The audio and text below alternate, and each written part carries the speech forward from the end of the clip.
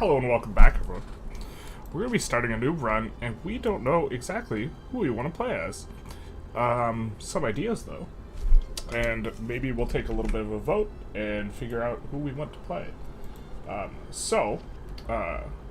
Countries that did really well in some of the kind of later polls, or in various polls recently, was Germany. We haven't played Germany in forever. So Prussia.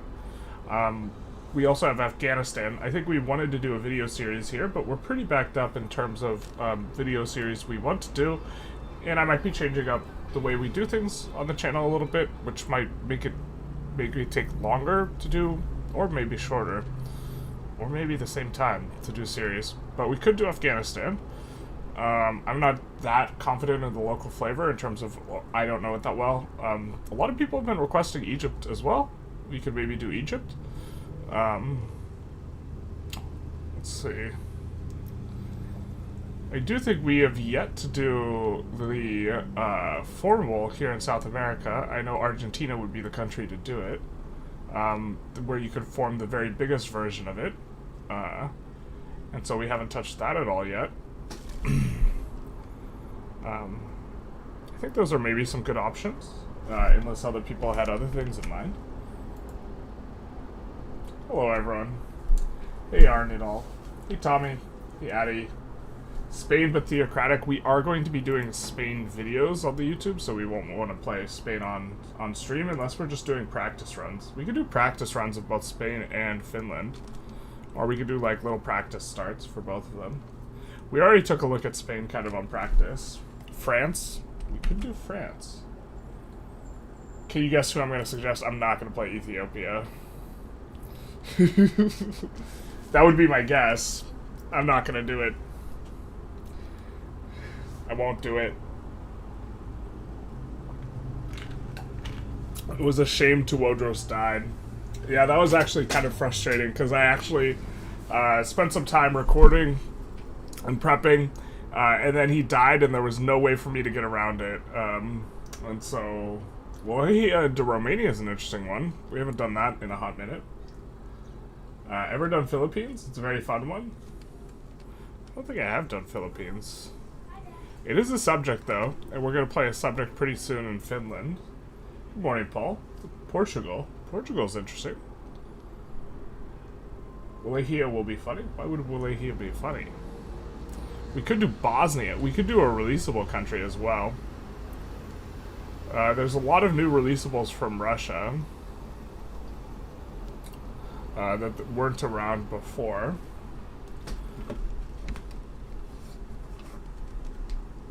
Let's maybe decide if we want to play a GP or a smaller power.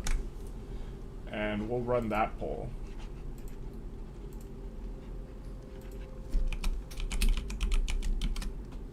Big power or small power? Medium power.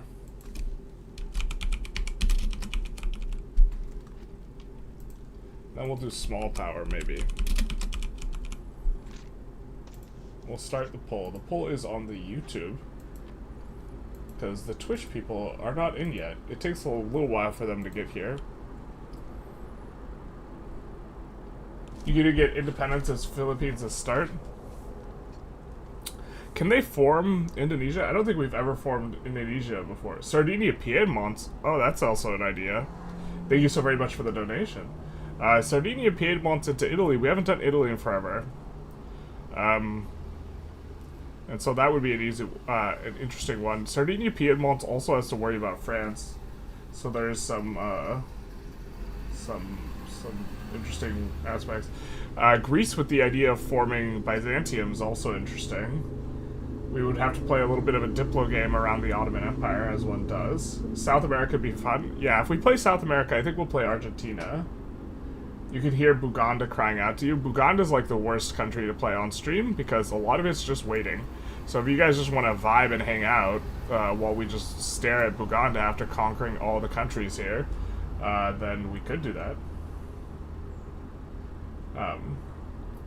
Hanover into German Empire. Well, Hanover will get independence very quickly. We've actually never formed Germany as someone other than Prussia, so maybe if small power wins, we could do something like that. Sardinia Piedmont sounds fun too. Yeah, I'm not sure if I would consider Sardinia Piedmont small or medium. Probably small. They are a minor power. That seems fair enough to consider them small then. So would Afghanistan, although none of you guys are saying Afghanistan. Brazil. We've played a lot. We've played Brazil several times without playing like a lot of the other countries in South America. So Byzantium into Roman borders. We've done that before. With a nice big fat Byzantium across the middle. We get a baboop. What could that be? Who knows? Let's see how the Poles kind of doing. Looks like you guys are feeling a small power, winning a majority, and several of you guys have upvoted Sardinia Piedmont. So we'll have Sardinia Piedmont be one of the options. I think we could only make 4 options on the YouTube poll, but we could straw poll so we could do more. So let's put down Sardinia Piedmont. So we could do Indian Territory, but that would require a lot of re-rolling. There's currently not a strategy that one can consistently employ as the Indian Territory that will allow them to, like, get independence. Texas is maybe one, though. Zara Malkov, thank you for the follow. Fallon Chain, thank you for the follow as well. Big nice. Morocco. I have never played Morocco. So let's put Morocco down.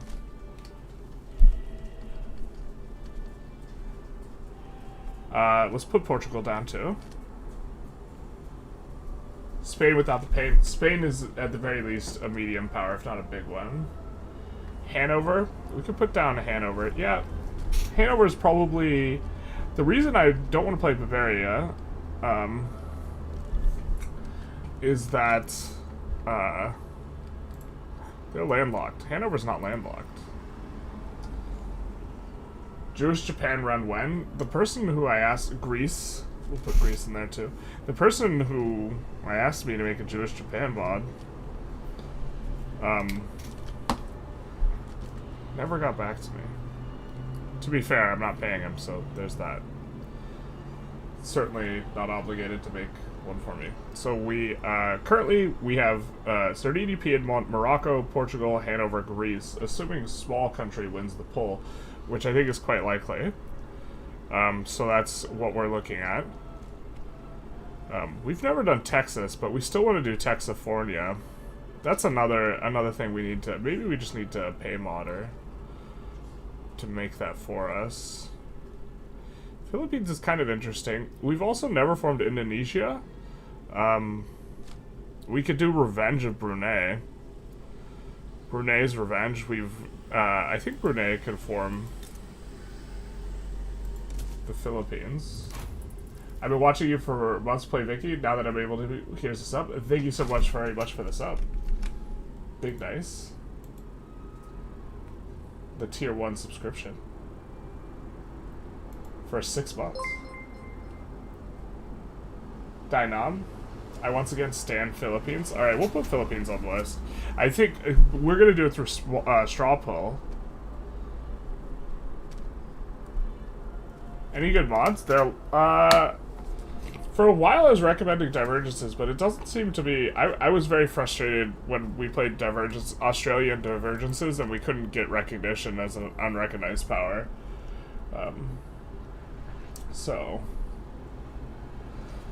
Let's maybe put Brunei in there as well. I think that'll be... now we have a lot of options, so... I think we can do rank order with straw poll as well.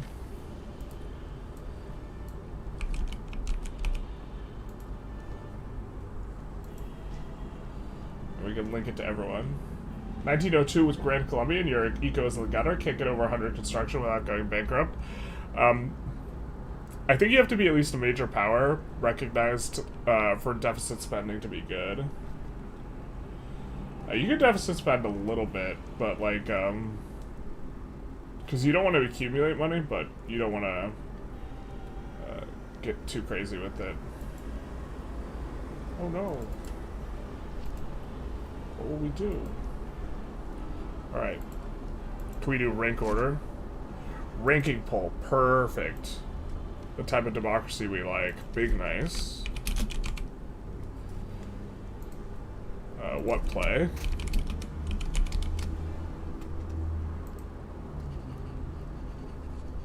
And then...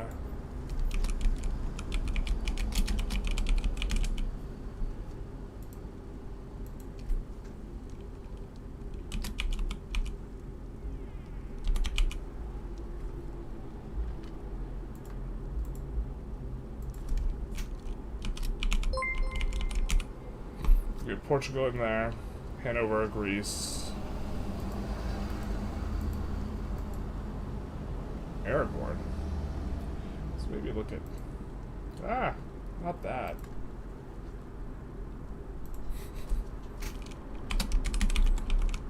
Hanover, Greece, Philippines. Should maybe take the presentation slide out of my OBS if I'm not going to be using it, or move it to the bottom because I click on it sometimes by accident. You guys just get awkward looking Putin up in your face. Whoa. I don't even know what that, I don't know how to spell Philippines. Not like this. I could just come back in game and learn how to spell it. 2 P's. Got it. It's 2 P's, everyone.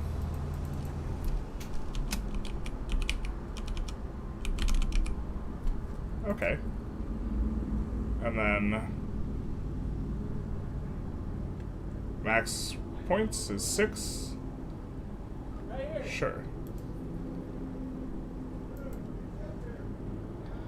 And then here is the straw poll for everyone to pick what they want to see. Everyone, not just the YouTube viewers. The Twitch people get a voice too. This is real democracy in action, people. Truly, I could not think of a better cause.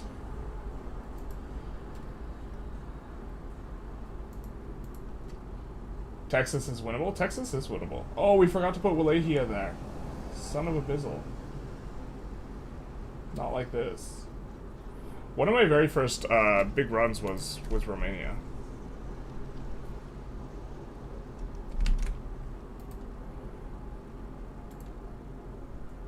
Hey, thank you for the cheer. Play Circassia, there's an achievement for it. I think if... So Circassia has a military bonus that I'm not sure if I want to highlight in a video at some point. And if I do, I wouldn't want to do it on stream as well. Circassia is definitely on the radar. We forgot to put Afghanistan on the polling thing too, but that's okay. I think we have a lot of options, so I think you guys will be able to pick a thing that you want. Let's show the results. Looks like Sardinia Piedmont. Holy snap, a lot of you guys are voting. Morocco is beating Sardinia Piedmont out right now. Or let's actually just show the results to you guys. On stream, in case you are not currently...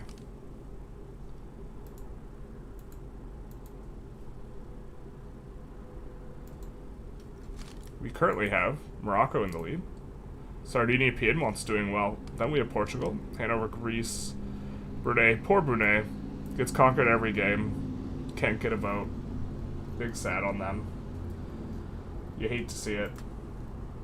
Except you love to get the gold, so there's that. The classic style. Eche. Better Politics got updates with nice stuff. Better Politics mod is like one of the mods I like quite a bit.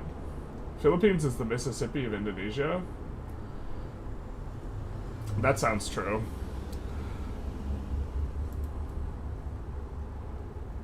We have the live results. It looks like Morocco has a very, very commanding lead here. We hear, fuck democracy, go Brunei. We'll probably go for Brunei if it's any consolation.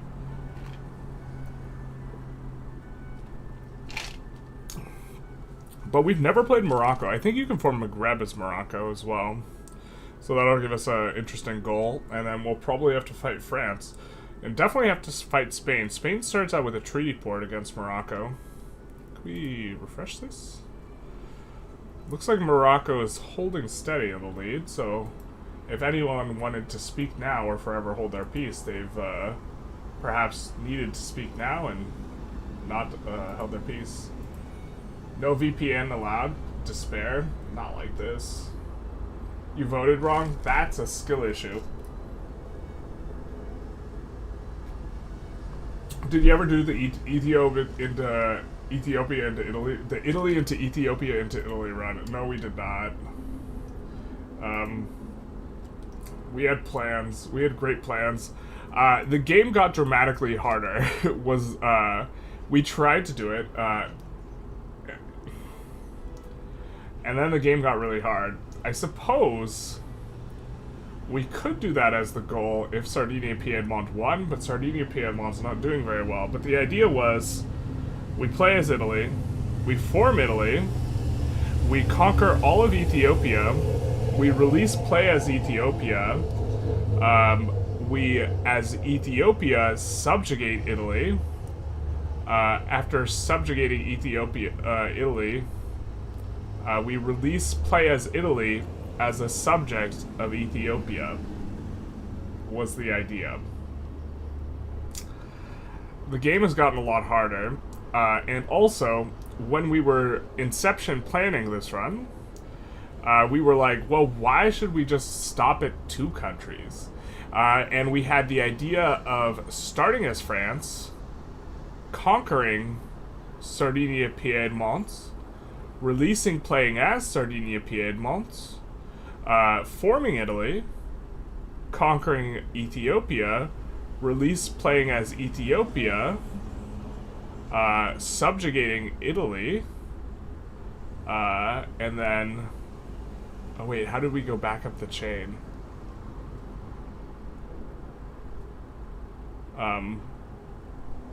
And then release playing as a subject as Italy, and then as Italy, subjugating France, and then playing France as a minor power, was the idea. And we also realized it'd be way easier to do as Belgium, so that we shifted the plan from starting as France to starting as Belgium, conquering all of Sardinia-Piedmont, release playing as Sardinia-Piedmont, and then conquering Ethiopia, or forming Italy, conquering Ethiopia, release playing as Ethiopia, conquering Italy, release playing as Italy, and then release playing as Belgium. That was the Inception run plan. I came to the conclusion after trying a little bit of it that it was just too difficult to do. So, that was my eventual kind of feeling here. Why is the YouTube chat not going to my stream elements? That is maybe a bug. As Great Britain, Gibraltar, they will have a nice ally.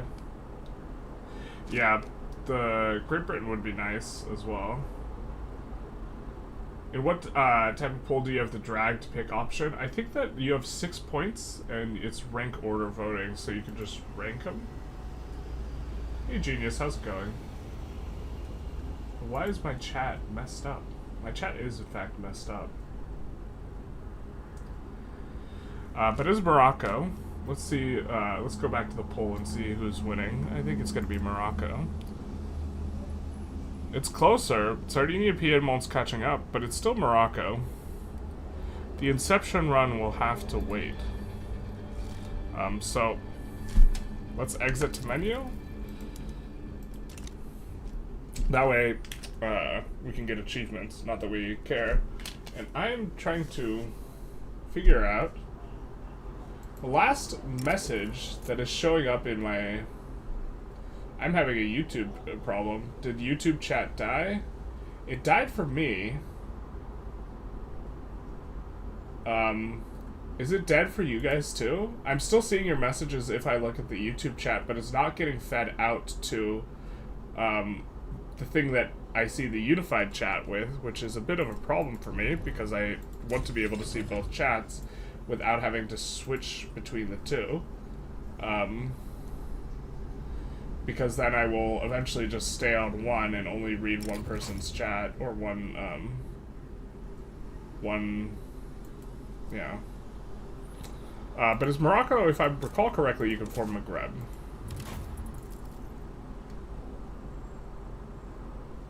Did I hear about the upcoming DLC update for Millennia? I heard that there is one. I don't know too much about it.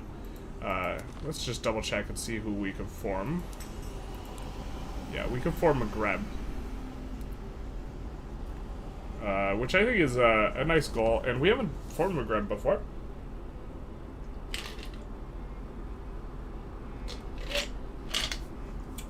We formed Arabia a couple times, actually, not in a long time.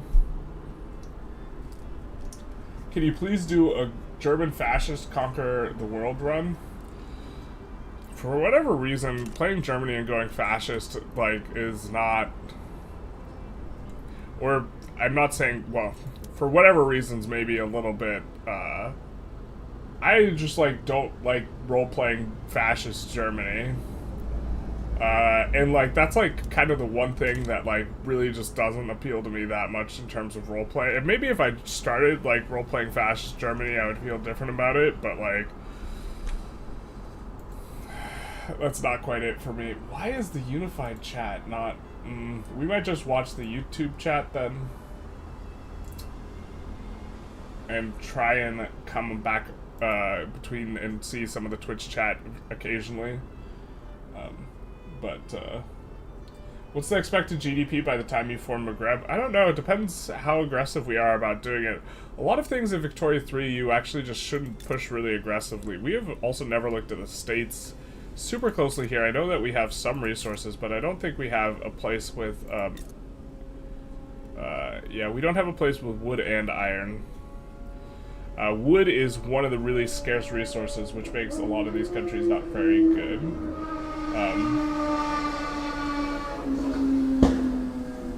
Yeah, for whatever reason, basically.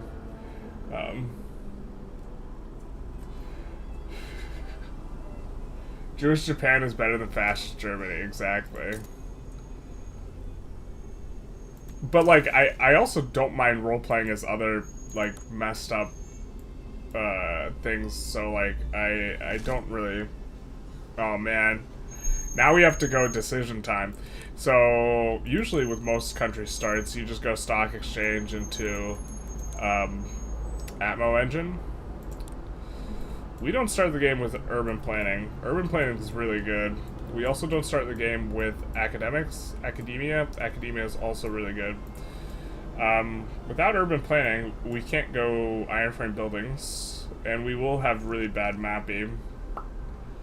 I suppose it depends on what Nat spreads to us, but I think we might start with urban planning and then go into stock exchange and then go into Atmo engine, but it's just so painful because we really want Atmo engine. It's a bit of a vibe. Egypt, tall, a humble request from a humble pie. We were gonna put Egypt in the poll if the medium-sized powers won. So, EU5 release date, I can't imagine it's before, like, spring 2025, but I don't have the... I'm probably not the person to ask about that.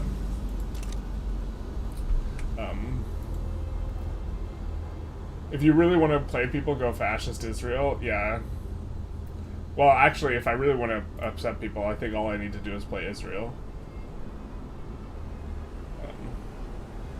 Do you skip lathes when going for Atmo engine? No, what you do is you do this, like, sort of slingshot method, where you will research atmospheric engine. If we take a look here, the cost of Atmo engine right now is 15K. It costs an additional 5,000 because there are 2 unresearched technologies. What you do is you research up to 10K, and then we often forget and execute this poorly, but the theoretical thing to do is to research up to 10K and then switch back to lathe and cotton gin. And in this way, you can effectively control your natural spread, because once you research lathe, your natural spread can go anywhere. And by putting in 10k research here and then switching back, you guarantee that your natural spread will go into cotton, gin, and lathe, which you have to research in order to avoid the malice.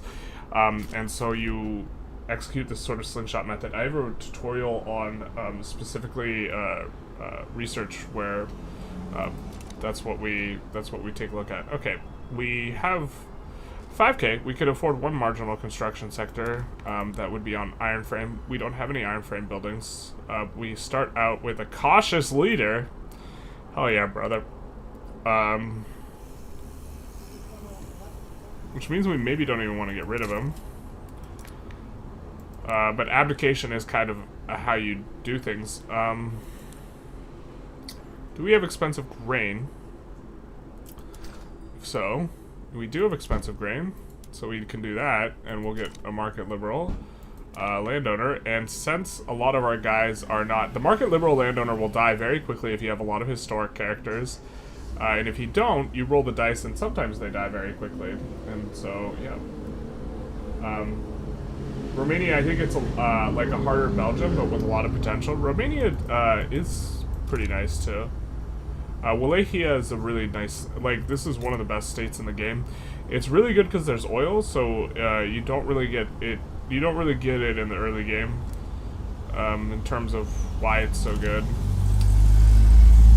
Okay, so... Do we want to build a construction sector? Our capital's in Fez. I think we're okay with our capital being there. I think we'll build one construction sector. We probably should build it in a place where we have wood, because it will be a wood frame construction sector. And after that, I think we just build the gold mines out. Because those will have a lot of minting. But then... I guess we will put these... Ooh, I don't think we have tools. Oh, we do have tools. So then we'll put these on auto expand. I don't like that it's in the hamburger menu now. I'm super unhappy. It's got me stress pressed and depressed there. Alright. We don't have wrought iron tools. We should be using wrought iron tools. We should also actually be using tools in our places.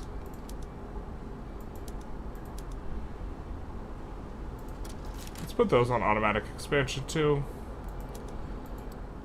And then we'll also get dyes in terms of trade. We have enough to run multiple routes. And we have an adjacency to some of these people. I think we will specifically look to trade with Great Britain here. Because trading with Great Britain will allow us to maybe get a... First of all, we're adjacent to Great Britain because they have this treaty port in Gibraltar. So it's going to cost us less convoys, but also we want to have them like us. We want to have them love us. So let's also see what we can do here. In terms of... Where is our rivalry button? Not like this. Are these alphabetized? These are almost certainly alphabetized, huh? Okay.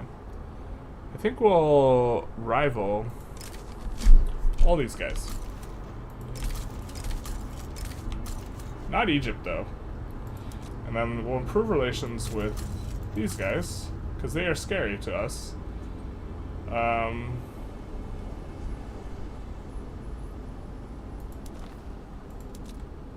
And if we had just a boat in a dream, we would go to Arabia. And then, oh, we also have colonization rights here, which is super cool. In Morocco, a little bit more stuff. I think I'm not sure we have it here. I think we're ready to impose. No, we need to spend our authority. Well, I definitely think we want to float, kind of as much as we can. And this is really not going to give us a lot of stuff. So let's take a look at our pop map, our pop heat map. Unfortunately, it kind of all looks very similar. But these two have considerably more. So let's come in here. Oh, let's come in here. And we are going to promote social mobility. And we're going to do road maintenance in Inner Morocco and Fez, I think. And I think if we spent one more, we would not have the maximum. We kind of want to have the maximum so we can pass laws faster. We're going to get our corn laws guy in just a minute here. We don't, I think, have very expensive institutions here, so we can afford an institution pretty early here. So why don't we put in the armed forces? And then we can't do dedicated police. That's right. We don't have law enforcement. We haven't invented the technology. Well, getting off of peasant levies will be okay. If we can. And then we'll stay on peasant levies if we get our market liberal guy fast enough before we get like any advancement or this type of stuff. So I think that'll be a roughly good start here. We do want to use our infamy in just a second, but yeah. Vroom vroom vroom. This do be the vibe. Philippines have double accepted mob type. Oh, that is interesting.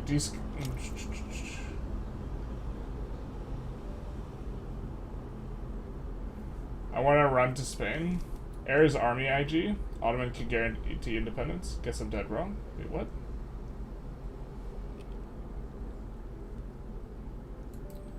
But I have no idea why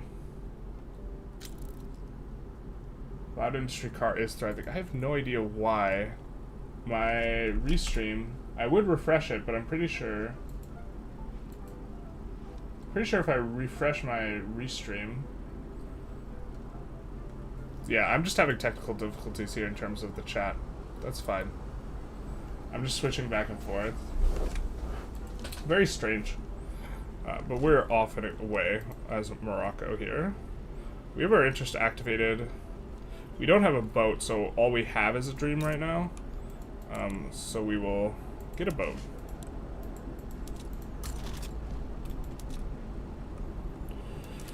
Not like this. We have to import man-o-wars. Import it from British. With man-o-wars in our market, now we can build the thing. I think we're going to build it in the capital here.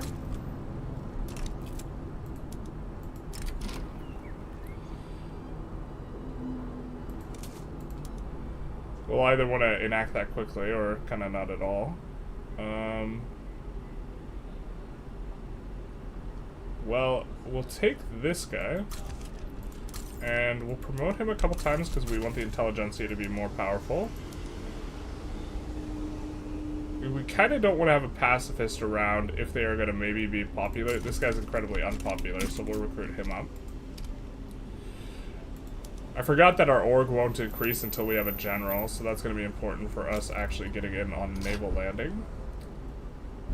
This guy's a popular Democrat, so we'll recruit him so that if our armed forces leader dies, he will be replaced by a Democrat.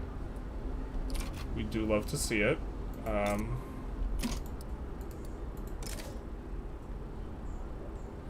little bit spooky if Oman comes in on us. Jabal Shammar might come in on us.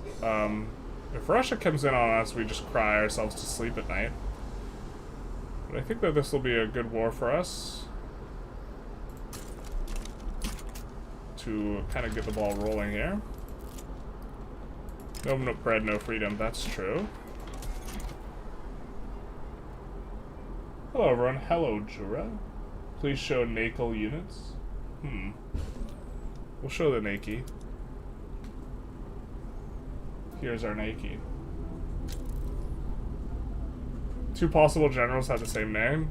My favorite general name of all time is Perm's Ivan Minen, when we were doing a Perm mining run. A little bit. Or we did the starting steps. Like, one of the highest effort I actually ever put into a video was like the Perm video, and it just flopped super hard. We never finished the construction sector. RIP.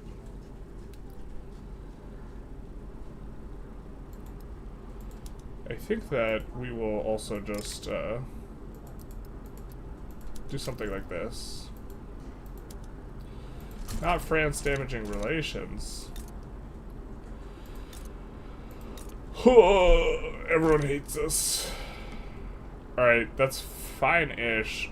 We will be able to join on the side of France in any war that they start, and that will maybe be able to get something done there.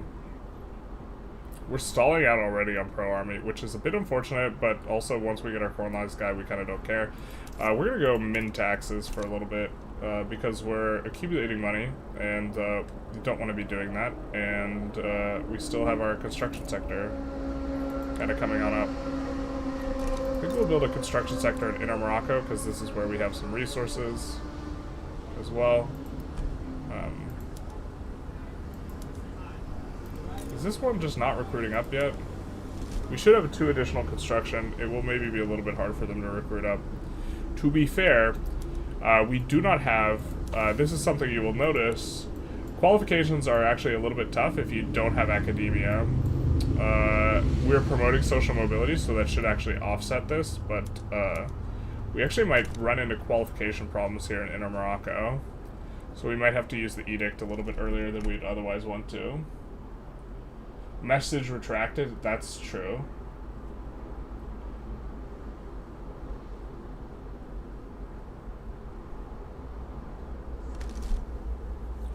Why are you trying to conquer Bahrain? Because Bahrain has a bunch of oil, and very critically, Bahrain has 0 army.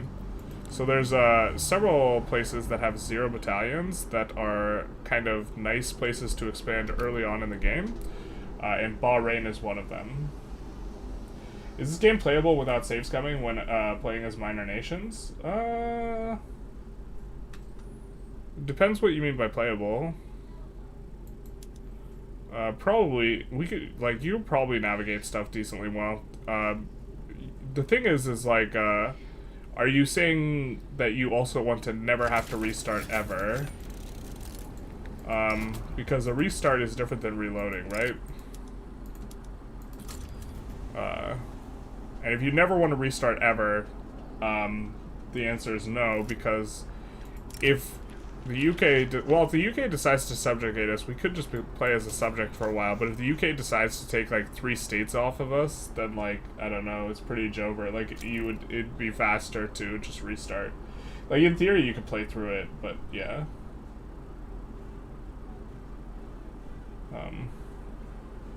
Even without saves coming, it's still better to play below 25 infamy, yes. This is, like, something that I think, a lot of people have a difficult time, or I've been talking about this a bit recently, and it's that, even if you can, fight, like, GPs, you, like, don't want to, generally speaking. Mixing it up with great powers is not a very effective, like, expenditure of resources, and for the most part, you just want to play super nice with all of them, and maybe be able to get bankrolls from them.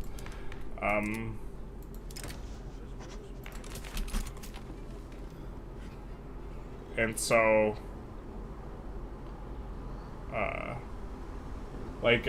going high infamy really makes that a lot more difficult. And so, like, if we were to take 2 states off of France, that's actually less valuable, depending on the phase of the game. Right now it'd be more valuable, but it's less valuable than getting a bankroll from France. Sro Sanzo, thank you for the follow, Big Dice. You should RP live streams by playing the US and building automobile industry in the state you live. The loudest of cars, with the worstest of PMs. Play as California. Professional Army's having a bit of a time trying to do stuff. So, we are going to be able to get in here, and one of the reasons that Bahrain is also really valuable to take is that it gives us native interest in Arabia once we have it. So, if we take a look here, we now have a native interest here, so we can declare new interest somewhere else once we let the game think for a second. And so when we have a bunch of interests all over the place, it also allows us to sway into more conflicts, which is going to be useful. Also, the Ottomans almost always declare in Arabia, so we will have a thing. Professional army is not getting past very easy anyways, and we have modern conservative, which is why we started exporting grain at the very start. You actually don't need to stay on exporting grain, so we'll switch to import prioritization. And we will get an inspiration for our age. He is, of course, very, very inspiring. And that is this gentleman here. Don't you feel inspired? He's going to join the movement to enact homesteading. I mean, we could use the movement. We're going to unpause and let the game think for a little bit, and he will join the movement. And by utilizing the movement, we'll be able to gain a lot more loyalists here. By utilizing the movement, will you please join the movement? Bueller, but this will also... homesteading I've, like, not liked very much if you have, like, a really large population, but if you don't, it seems fine. So let's cancel this. We're going to start passing homesteading, which normally would upset the landowners a whole bunch. They are very upset. They are, like, minus 20. They're like, what the hell, bro? I thought we were chill. I thought we were just vibing. We're going to reform the government. Or actually, no, we're not going to do it like this. This isn't how you do it. This is how you do it. This is how you do it.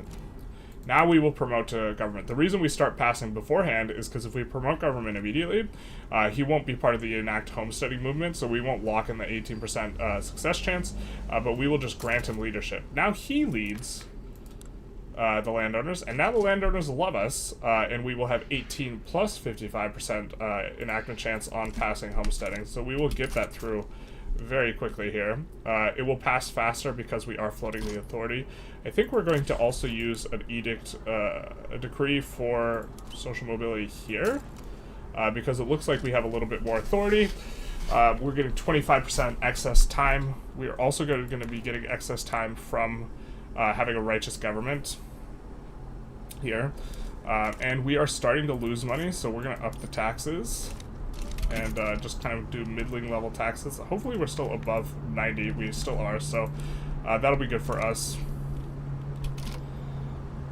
And now we can move our interest. And I think we'll just kind of do the classic shuffle. The big classic, as it were. Do we want to go after Hale directly? Now, so here's the thing. If someone joins in, like the Quasman State, we can handle them. Jaws, we can handle them. We cannot handle Russia. Let's see if we can improve relations with Russia. And maybe we go after Mara here. Because Mara is next to Oman. Oman's pretty good to beat up. And Mara will also not have any military. So we can win against Mara pretty easily. We don't have very good tech at all. And so we are going to be playing like these small ball expansion spots for a while here. We do not want to go for Mascara or Constantine because that will make France really belligerent towards us. And while I think in theory you could expand this way, I think in practice it's going to make the run much less consistent. How's it going? It's been a while since I've been able to watch stream yours. Hey, Pickles. Go pretty good. Why don't you go for Mascara? Yeah, we just touched on that. It'll make France really belligerent. Like, we could take Mascara. And if you were doing, like, if we were okay, like, restarting or reloading really aggressively, we would probably just take, like, all of this, and look to form it immediately. But I think that this is maybe a longer-term thing, where if we can let France take this, and then eventually just release Algeria from France. In this way, we will not get France hating our guts. Especially because they're already belligerent. They look at us as a target of conquest. That is certainly a bit of a vibe. I just joined. Can you start over? Yeah, dog. Do you have excess time? We love seasoning.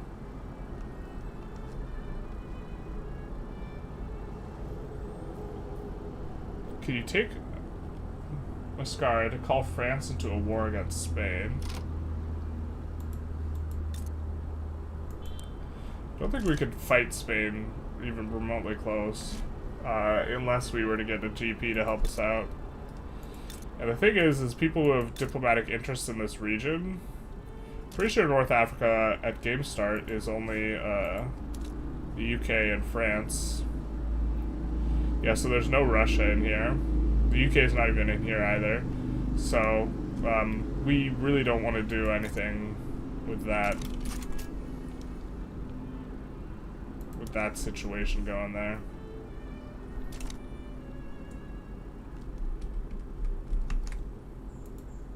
So Texafornia has some technical difficulties, unfortunately. Your armies get shadow roamed really easy. Yeah. Because the port has to be in one location, right? I was thinking that what you could do to try and overcome it is give them a canal. I don't know how that would work, but you put the port in, like, California or whatever, and then you give a canal to the country.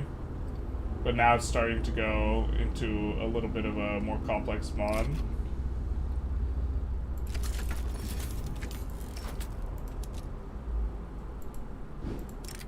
The classic Mara shuffle.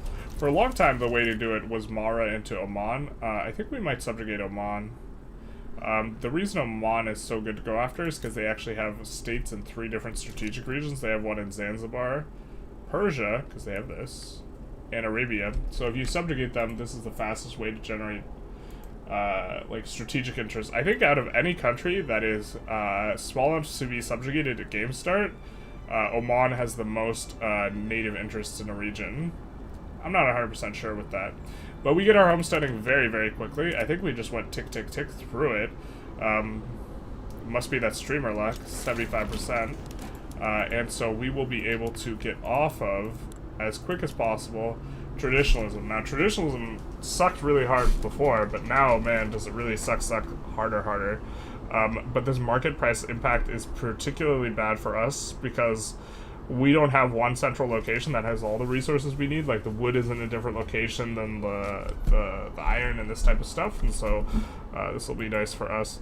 The question is, do we want to go laissez-faire? So, I think the answer is yes. It will make it so we don't want to do foreign investment. This is like kind of the critical thing, is that foreign investment is only worth doing, I think, if you have interventionism. And I think we'll just play for our own economy here.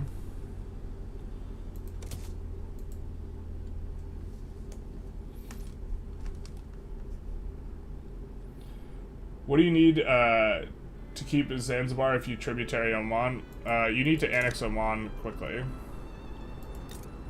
So the problem with it is when this guy dies, he's 46. When he dies, Zanzibar gets independence. There's like an event or something.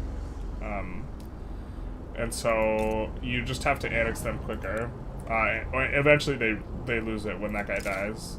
Just like full stop. But you see that no one's particularly likely to join other than true shield states. So I think we'll go for the tributary here.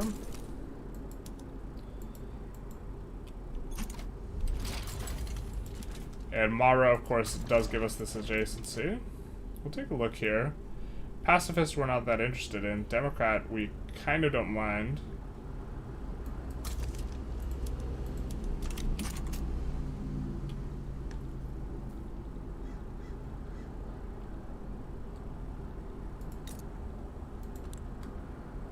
Do we have an infrastructure problem anywhere? We kind of will in Morocco, and we would like a little bit more on the convoys, so we're going to do that.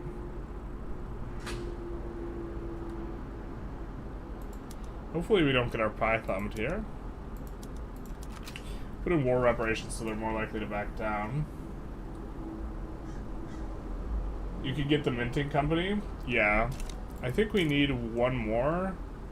We're building up enough mines, but I think we need a little bit more. But that'll be really good for us. You can see here, I think we're having really significant qualifications issues.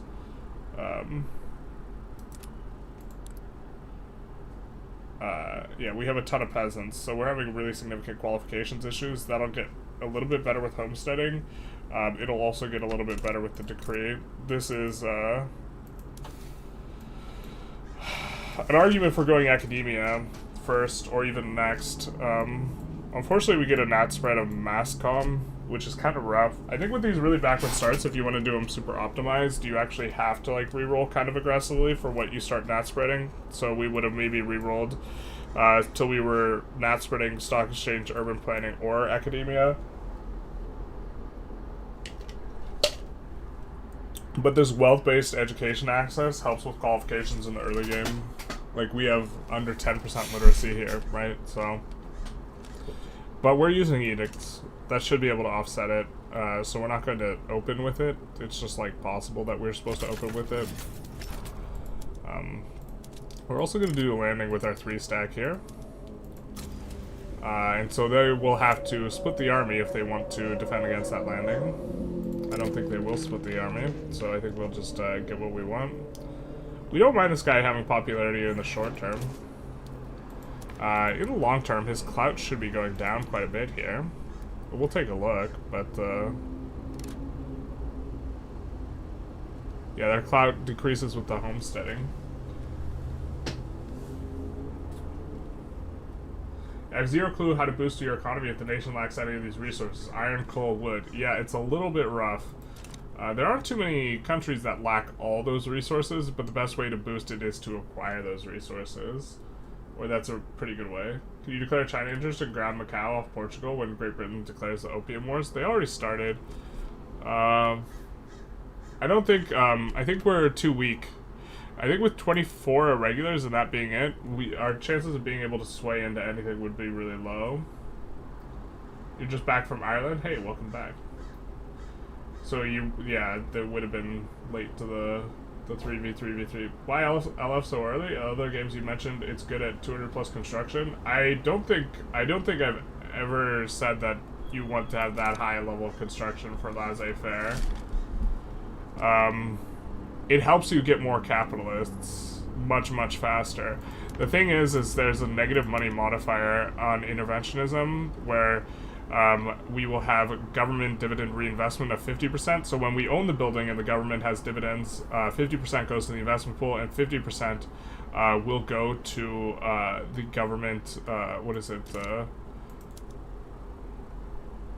50% will go to government dividends. Government dividends, like, delete money because of negative efficiency. Our current government dividend efficiency is terrible. But if we had interventionism, we would still be deleting 25% of the money. Or I think even more than 25% of the money.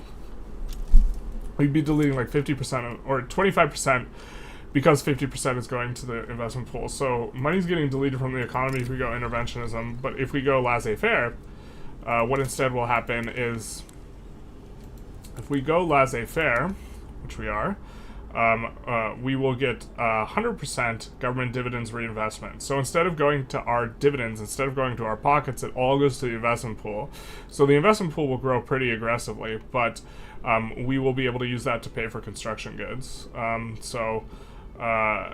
It like lowers the amount of control that you have, and in some sense that is pretty annoying when you go for these laissez-faire, but we don't really have things that we super need to build, so we'll just take the slower build speed in terms of what we can control for the economic bonus. And we might even delete the 2 construction sectors we built because we're having a little bit of trouble maintaining them anyways. But what we would like to do is we would like to be able to cover the government wages with our own money and then have the investment pool cover the price of the construction goods. I suppose that we could try and land... well, we're never landing this with a 1 size navy, so we actually just have to wait this out. We could start a new war, though. For, like, Catheri or something. Just continue to expand.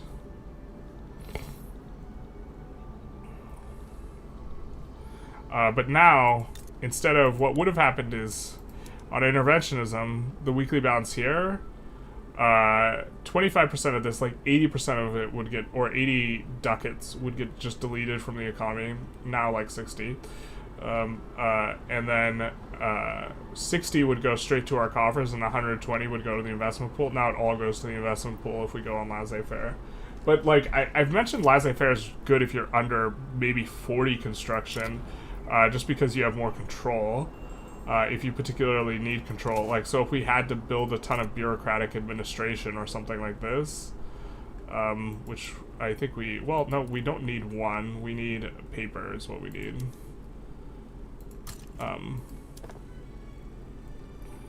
So I think we start with a bunch and they're all on this, so we'll just do that, and then we'll have a paper shortage. So we also could use a bit of a...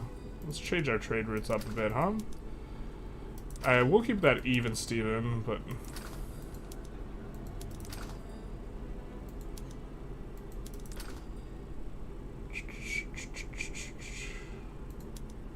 Most of the agrarian stuff we'll set to import prioritization.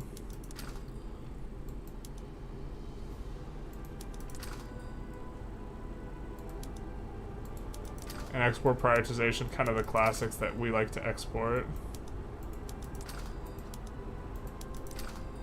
And we'll put this to import prioritization just because we want to, like, actually be able to bring them in. And this because we are importing them currently. In theory, there's maybe a world where we want to not import it, but there we go.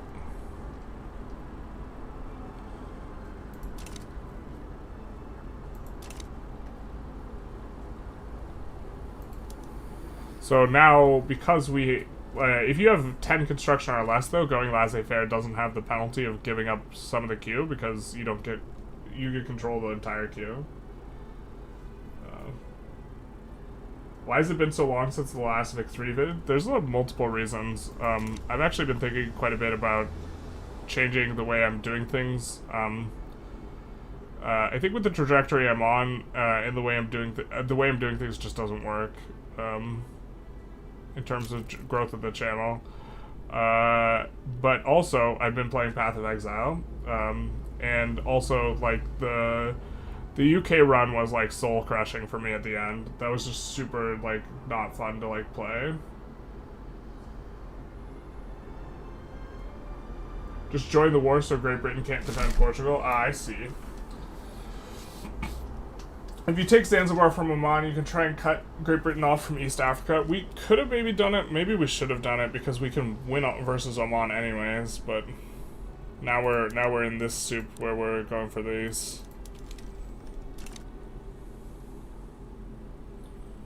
It forces rural buildings to be privatized. Does that also mean it creates aristocrats? Yeah. So one of the problems with it is that. These will be bought up by aristocrats as well. But the aristocrats will also build vineyards. I'm not sure how strong an effect this is, because they will prefer to do stuff like this, where they will use the construction pool themselves to build their own stuff that they're interested in. And the reinvestment gets it so that we get capitalists a lot faster. And now with this, we can go iron frame. I think we will actually set this on import prioritization and import it from the British. Now, please God, give us a trade agreement, my homie. How far are we? Cautious.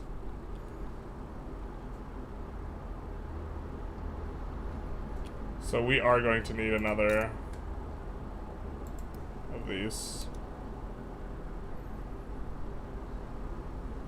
I think we're gonna do this.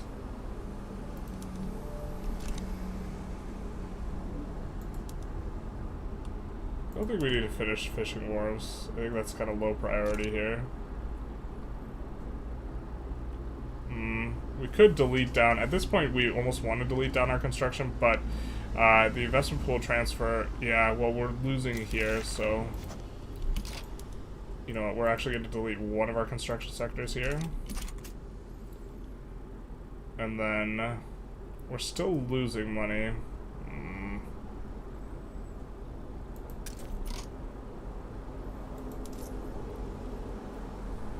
mean, we're not on max taxes.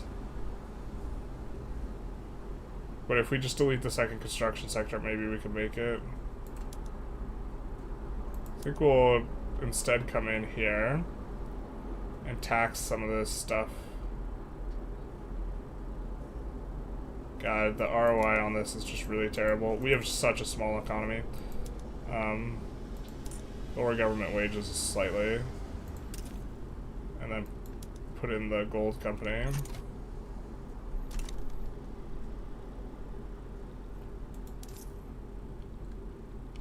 Could put in another consumption tax too.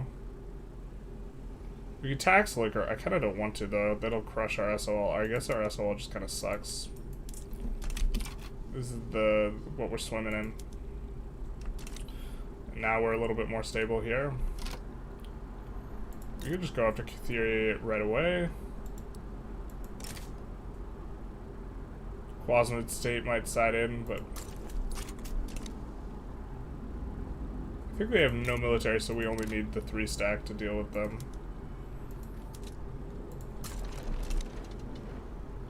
They have 1 battalion, so could also stand this down. That's actually what's costing us a lot of money here, or it's costing us some money, or it's not because they're irregulars. Just kidding. They don't have any goods that they use. How can I vote? We already voted. Not like this. What's your favorite country in this patch? That's maybe what's my favorite country in general. It depends on the mood, you know? I think you get a lot of dopamine forming Mega Germany, so Germany's maybe my favorite. I don't know.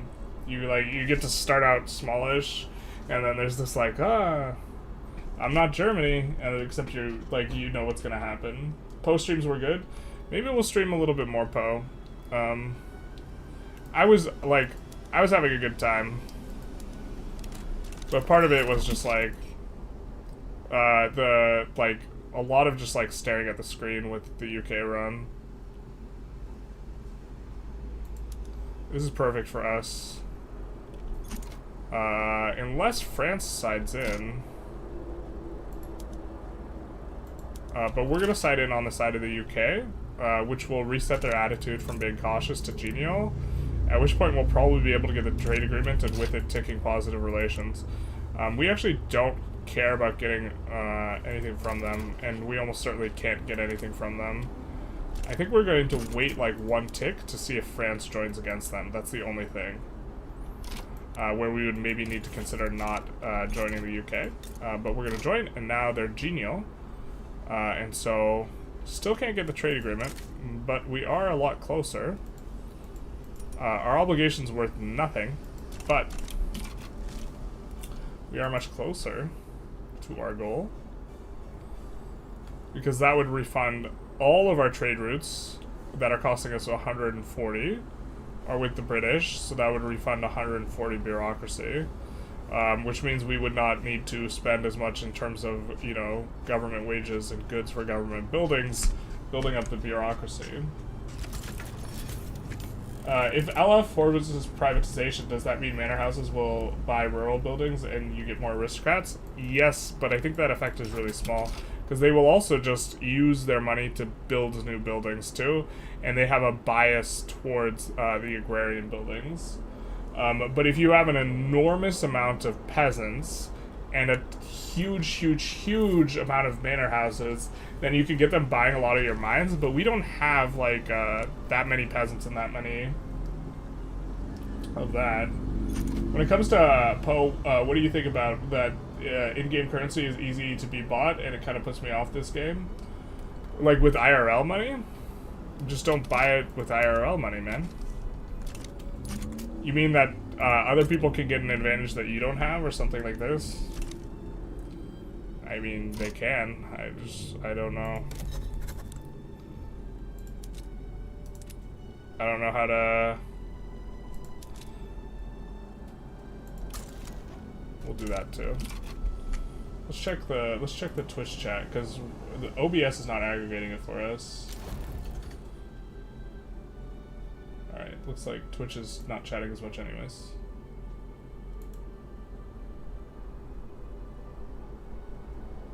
Oh wait.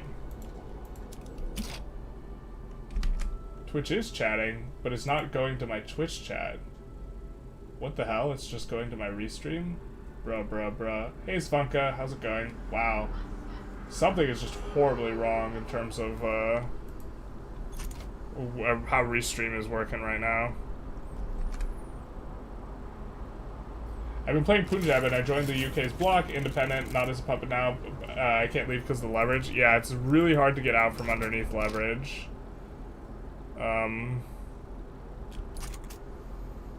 This is a difficult thing to do. I don't have an immediate solution for you. I mean, you could, if you can privatize their buildings, you want to, if you're not a subject of theirs. So, every one of their buildings, you want to make sure that it's not owned by the British, so you want to, nationalize. So you could switch back to interventionism, and you definitely don't want to grant them investment rights. Master Mike 707, thank you for the follow. General Cypher,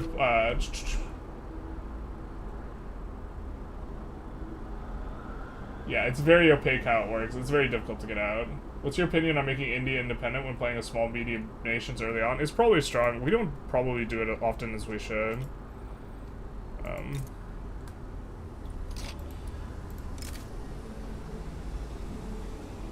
If Oman joins, then we can take Zanzibar off them. I think I like that.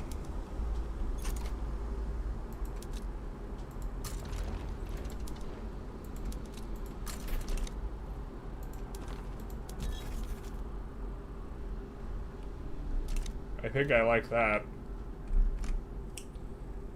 The annoying part is UK is stuck at 80% market access because of ports. Yeah, you just gotta, yeah. Leverage is like how many packs you have or if it's already inside a power block. Basically, the only way to get out of, kind of big overall so the leverage gets reduced. Better to not join. Yeah, but if they own a big portion of your economy, that's also a really big problem. But it is very difficult to leave a block once you're in. It's like, we did start a Panama run, and the only way to get out is, like, start over. Or we just, like, the run just got bricked. Yeah. To be honest, I like countries buying my industry, and I use the money gained to juice your eco harder. It can be kind of good. The point is if he's trying to avoid leverage, it's like really, really bad. I think we could re-add this construction sector once we finish this. And that'll be good. Switch back to the other chat now. Are the 3v3s every other week or are they canceled for now? I think we're going to try and do one next week. I haven't decided what the code word for signing up is going to be. But I think we're going to do one next week. I'm going on vacation, like, the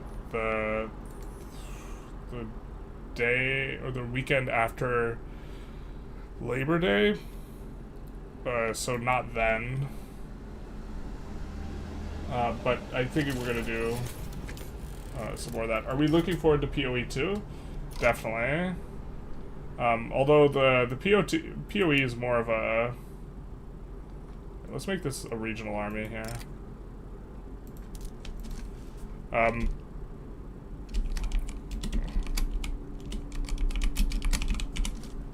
Let's do that.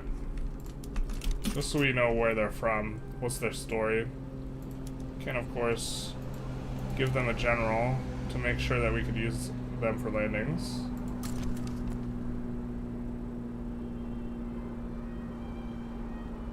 A good thing if the landowners buy mines, as the industrials will buy them later. I don't think that's how the game works. I think once a building is owned, it doesn't... they don't sell...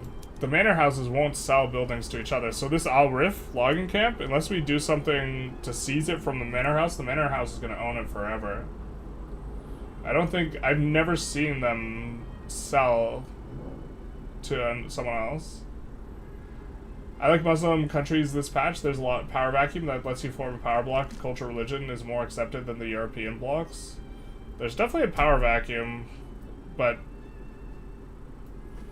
in some sense, also the problem is like a lot of the land is like really not valuable because there's not a lot of resources.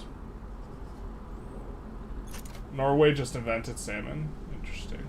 Started playing Sakota, everything ran smooth, but then I encountered the problem there aren't enough pops in Africa. Yeah, and your laws are too bad to win migration for the USA. What do I do? I mean, you can... If the USA does not go for freedom of movement and you do, you should be able to beat the USA regardless. Are you a crypto guy? No, I'm not. And when multiplayer lobby with viewers? Just like a casual multiplayer? We could do that. I think the people want blood. The people want 3v3v3.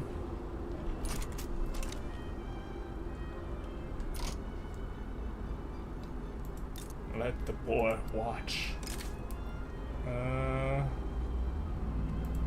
Sure.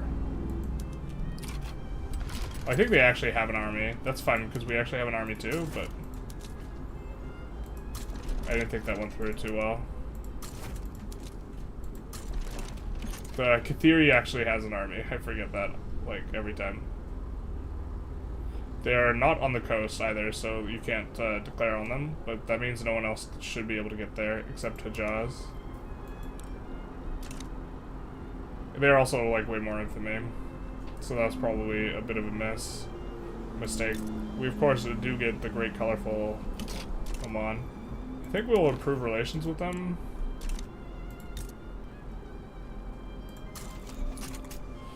We don't want them to be defiant, like, permanently, so... We want to reduce autonomy on them pretty aggressively here. Unfortunate that we're running into this issue here. I think it's... Is it that we just don't have enough papel? We might not have enough papel. Yo quiero más papel y más tools.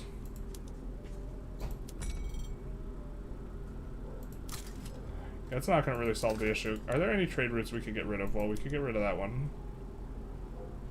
We could get rid of that one. Why are we exporting this to them? Alright.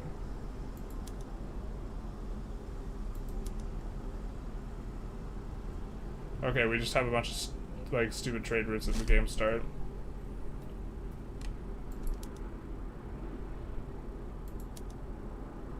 I did not realize, I did not check. There we go, that should put us in a little bit better shape. We're accumulating money in the investment pool, so that means when they do start building a building, we'll be in good shape and we're making money. Perfect.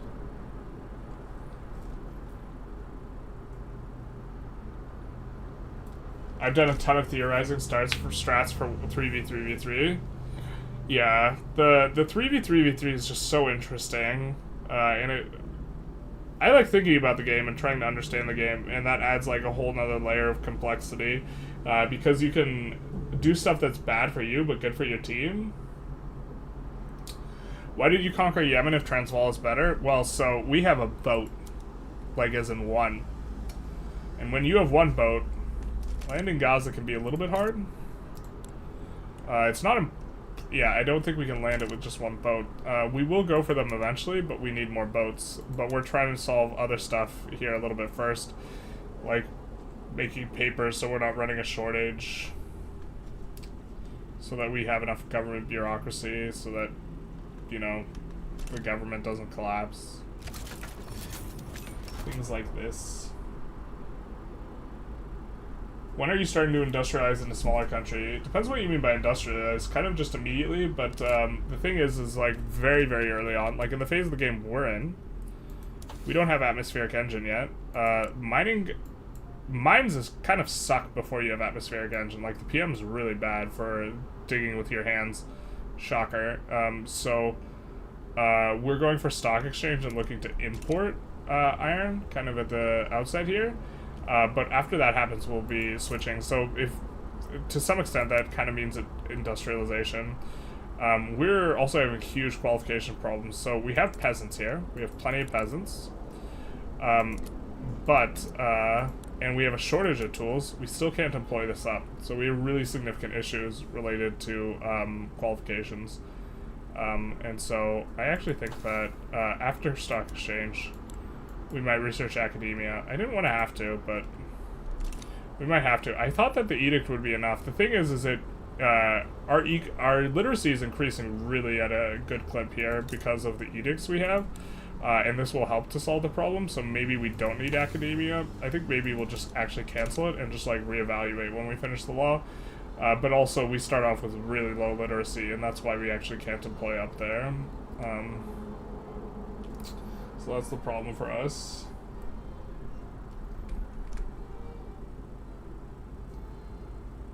Is it bad to keep construction sectors on the first PM? It's not good, but it's not as bad as I thought it was, because I actually had the math input wrong on my spreadsheet for a while. I used to think it was really, really bad, because the math was like showing that it was bad, but I had input it wrong. It's like, it's much more efficient to be on iron frame building. You definitely prefer iron frame building.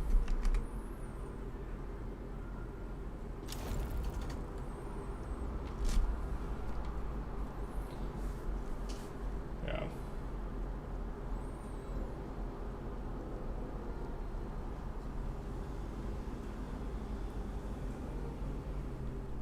In the current run, UK has shattered China, have been eating them up. Yeah, the countries do go after China. If China gets, like, kind of bricked.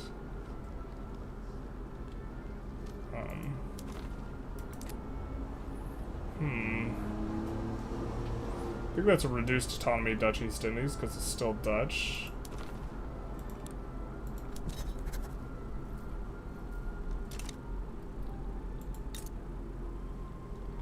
Wow, they build a lot more battalions than they normally do.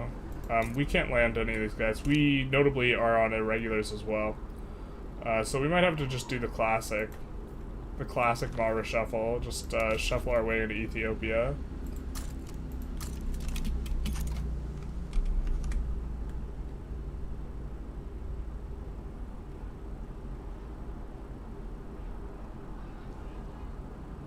What I've found is yourself doing on larger countries is allowing small countries to buy financial sectors. They are very effective at buying since they have 3 times multiplier due to the eco small, and when they have 400, I invade them to take their financial sectors. Omega juicing the eco. Interesting. Yeah, I understand what you mean. That's an interesting strat. The thing is like, a lot of countries accumulate enormous investment pool because they don't want to ever build the first construction sector because it doesn't make sense, because they don't, like, calculate it properly. So, like, they will stay on the 10 construction for forever, and they will have this enormous investment pool. And so if you let them invest in your country, they have a bunch of investment pools which to do it. We kind of love this. We're kind of about this, huh? Because these guys are only cautious towards us. They're not belligerent. Maybe a world where we could go after Mascara. But also, let's do that instead. When you try and siphon pop from China by subjugating them, do you annex them in the end? They often have a closed border law. Yeah, so ideally they go Heavenly Kingdom. And so having an interest in... I forget if it's declared on the target country's capital or the receiving country's capital. I think it's the target country's capital. So having an interest in North China, I think, is really important on someone who can make sure that they win the Heavenly Kingdom Revolution. So you want to kind of babysit China and force the Heavenly Kingdom to win, because Heavenly Kingdom has open borders. And so that's how you do it. Otherwise, you have to annex them. Annex territory in order to try and make use of them as a pop battery. Yeah, we're gonna have... qualifications are such a problem. They are such a problem here for us. But, is it bad to brood employ with subsidies? Well, subsidies won't fix our problem. The problem's qualifications. Subsidizing won't fix the qualifications problem. If we subsidize one industry, they'd all go to that industry instead, but we can't even employ up our financial districts and stuff. Like, we just have really significant problem. It's possible we're actually supposed to open with academia. We don't really have a we have a pretty small sample size, of playing countries that are like backward like this, but opening with academia would make it so that this isn't going to increase the overall literacy too much, because a lot of our pops, it will increase our overall literacy, but not an enormous amount, because most of our pops are in this bracket, right? They are poor. There's 4 million here, but the pops that are in the middle strata and the upper strata, and generating from wealth, their level of literacy, the 0.05 is going to give them a pretty big bump in literacy, which is going to help with the qualifications. Is it worth getting a GP's protection as a big African country like Sokoto? I mean, it's always worth it to have the GPs like you. Like, you have to, like, be really ready to turn a type of corner for it to not be that great. To be honest, I always open out with academia for the research bonus texts. Well, the big one is this. We don't actually want to build any universities with our current level of income. We would rather have additional construction sectors than universities. Investment pool is growing at a really nice clip, though, now. So I think that we could add another construction sector. The thing is we have a construction sector that's just actually not employed up all the way. We have not built anything in Marrakesh. So why don't we put a construction sector behind the port here?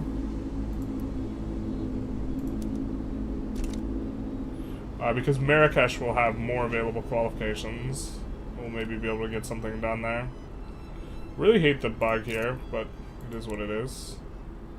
I think we're going to exempt payments from them.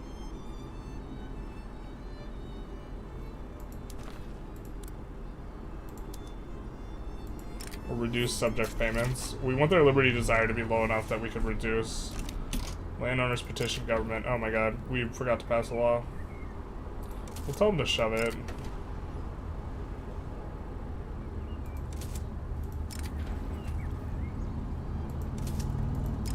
Buy or else. Slavery? You mean people.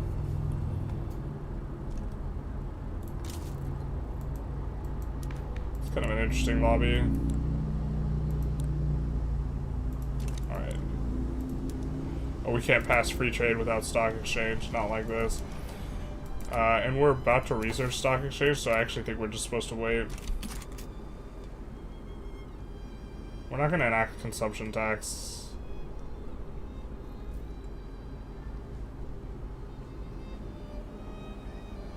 But yeah, this investment pool is starting to grow a lot because as our government buildings are employing up, under laissez-faire, 100% of this weekly balance is going to the investment pool until the investment pool has enough money to start buying out these buildings, which is very much the idea. Hey, Potrak, how's it going? What are the laws like in Morocco? Let's show. Also, LF is pretty bad when you don't have enough pops. I get a lot of buildings downsized. This is something that's super hard to evaluate, is what about the downsizing of buildings. Technically, the buildings, if you're not going to put pops in them, aren't like very useful, especially after the changes to throughput. Because throughput used to apply for empty buildings as well. Now it only applies to buildings that actually have people working at them. At which construction level do you start building universities as a minor nation? We would probably around 30 or 40, we would probably build the first two, just to trigger the event that you get after academia, and the event that you get after empiricism, the journal entry, probably after 70, 60 or 70, and then we build up to economies of scale at around 150, something like this. But the value of tech is it scales exponentially with the size of your country and economy, right? Getting a better PM for atmospheric engine is better the more mines we have. The cost of getting research for atmospheric engine, getting innovation, scales linearly with the cost of universities, where the cost of a university, goes down effectively as you're adding throughput, but roughly speaking, the cost of universities is linear, and the benefit's exponential, so that means early on, you prefer construction, and just having more buildings, to really, really aggressively trying to get, like, new PMs, and then later on, it kind of flips a little bit and you start being really aggressive about innovation, which is kind of an interesting thing. I think that's not the way it should work, though. I think that it should be harder to scale and implement new technologies in a really large country.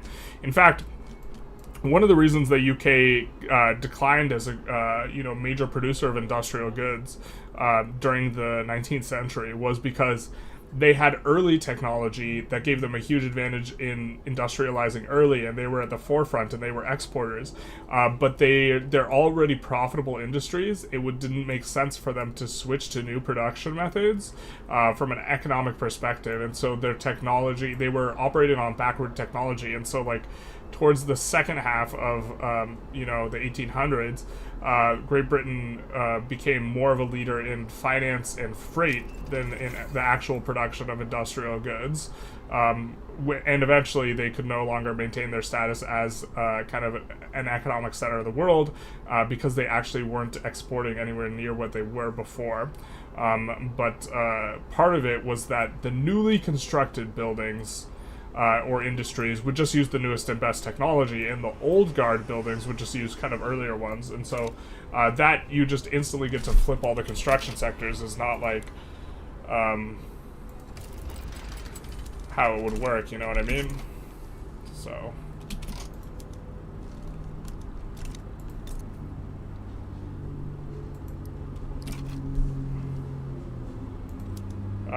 but because these can't deploy up, and we actually don't want buildings to get downsized, we won't build another tooling industry. Otherwise, that would be something we would consider. Let's build a glassworks. I don't think we have a place that has lead. Oh, we do. Let's maybe build a glassworks there then. Because we do want to turn on the PM in the urban center, so...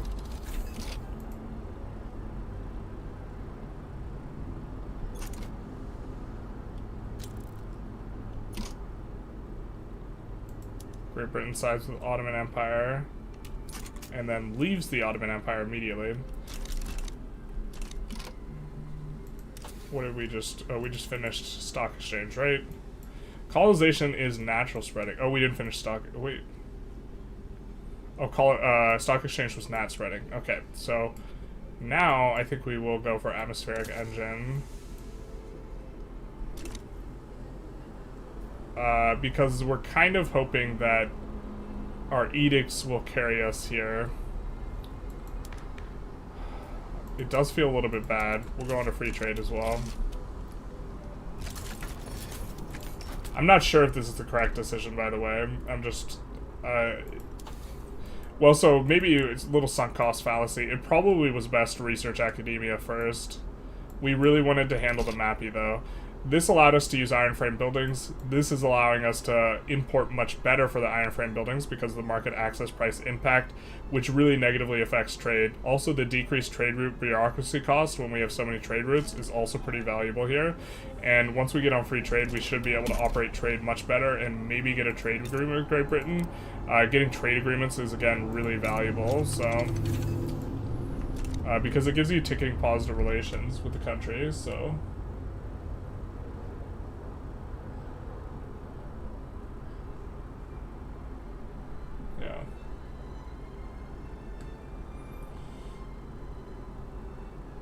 Problem with Sokoto getting freedom of movement as you block is too bad to get pillars fast. You want the colonial pillar faster, otherwise Britain will colonize everything. Britain kind of just might colonize everything. I'm not sure if that's... if you can really stop them. Hey, Potrack. Oh wait, we're reading old messages. Alright. We said hi twice, we remember that. Hey, Joe Pro, thank you for the 6 months, tier 1. Big nice. If you make a decree in Yemen, wouldn't that help the people to migrate that are qualified from there too? a decree in Yemen for them to migrate away from Yemen or to Yemen. It has reasonable attraction.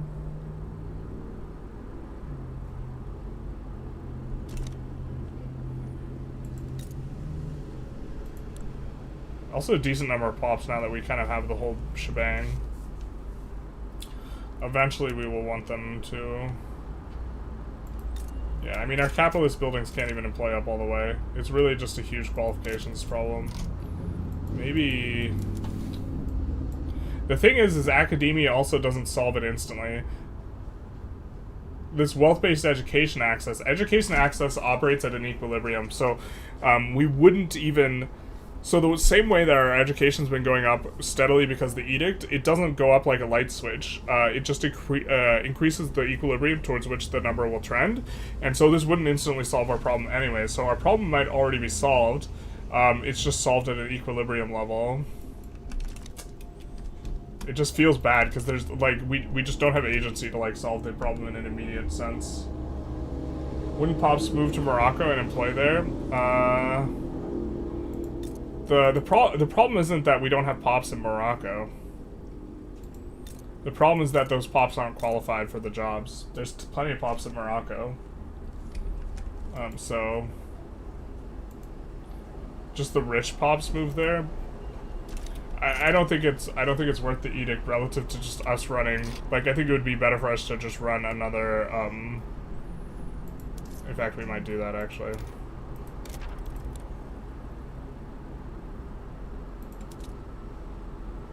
There's not a lot of pops here. There is a lot of pops here, but this isn't incorporated. Let's actually just do that. Which will increase our overall literacy. Not that literacy matters a ton right now, because we, like, aren't moving up our,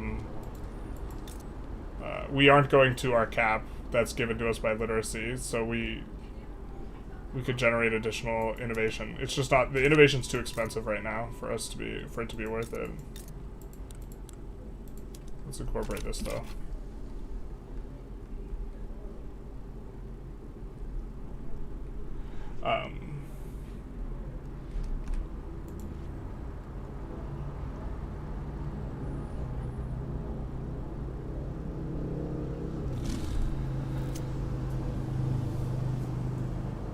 When playing as a semi-up-to-tech nation like Portugal is to go LF, get the mines, and then release the unaccepted pop countries. That way our pops can buy all their GP.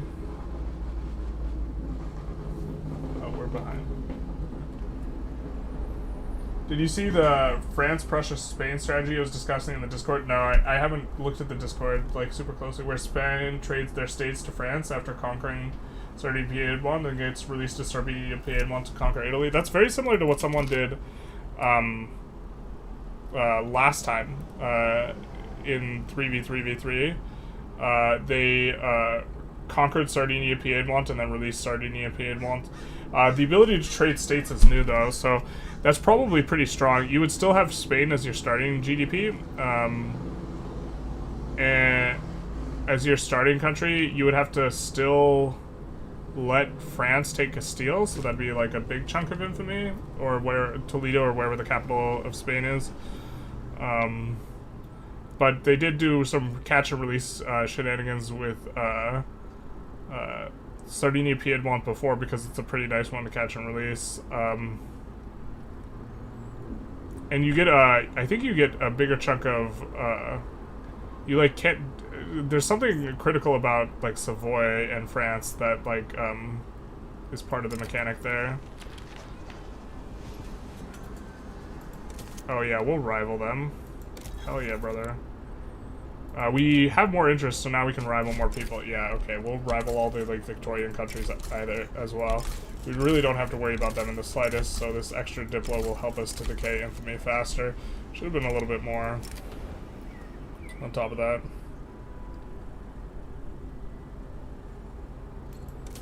I mean, I don't think... Oh, shoot, I should have thought that through. I don't think is actually correct.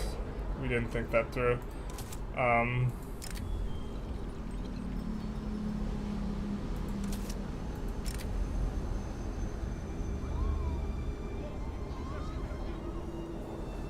What's our legitimacy at right now? Maybe a little bit higher. Oh, we could go over to... Yeah, let's just do this to get into the new bracket. Super nice for that we have the cautious guy.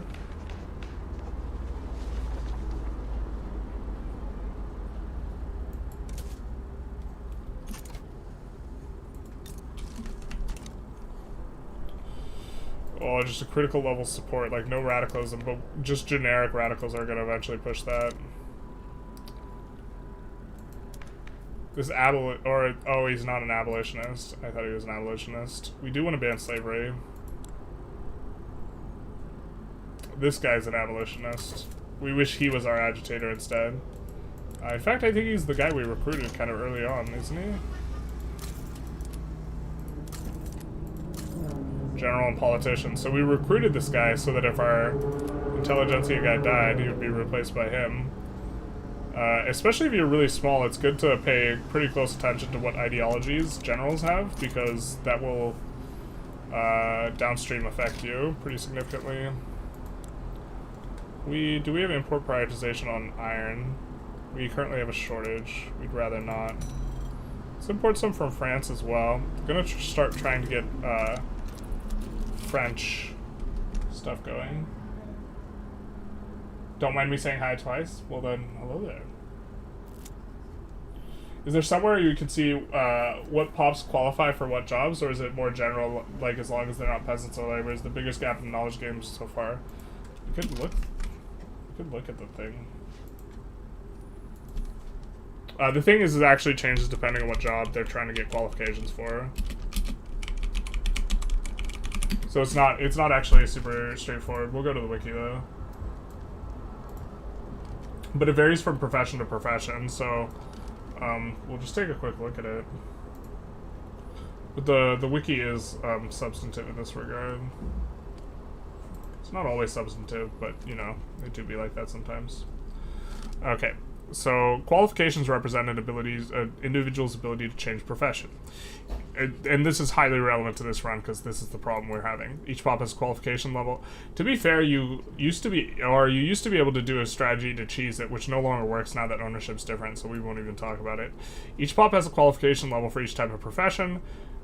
Qualifications are gained each month based on various factors in proportion to a pop's size, such as the larger pops may gain qualified individuals each month. And so we have not been gaining qualifications each month as a result of high literacy because we have low literacy, even though our literacy is increasing. So it's also, the qualifications are gained each month. It's not that a certain percentage is qualified based on our literacy. So there's a lagging effect between us increasing our literacy and us getting qualifications from it.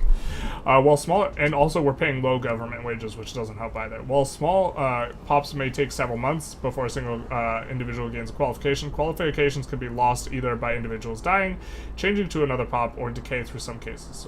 When individuals in a pop change profession or otherwise change pops, they take the percentage of qualifications with them.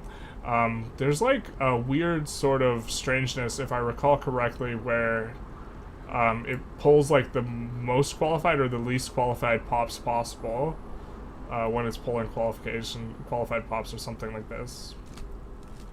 I'm trying to remember. There's like this weird mechanic, but I can't remember it, so I can't talk about it, I guess.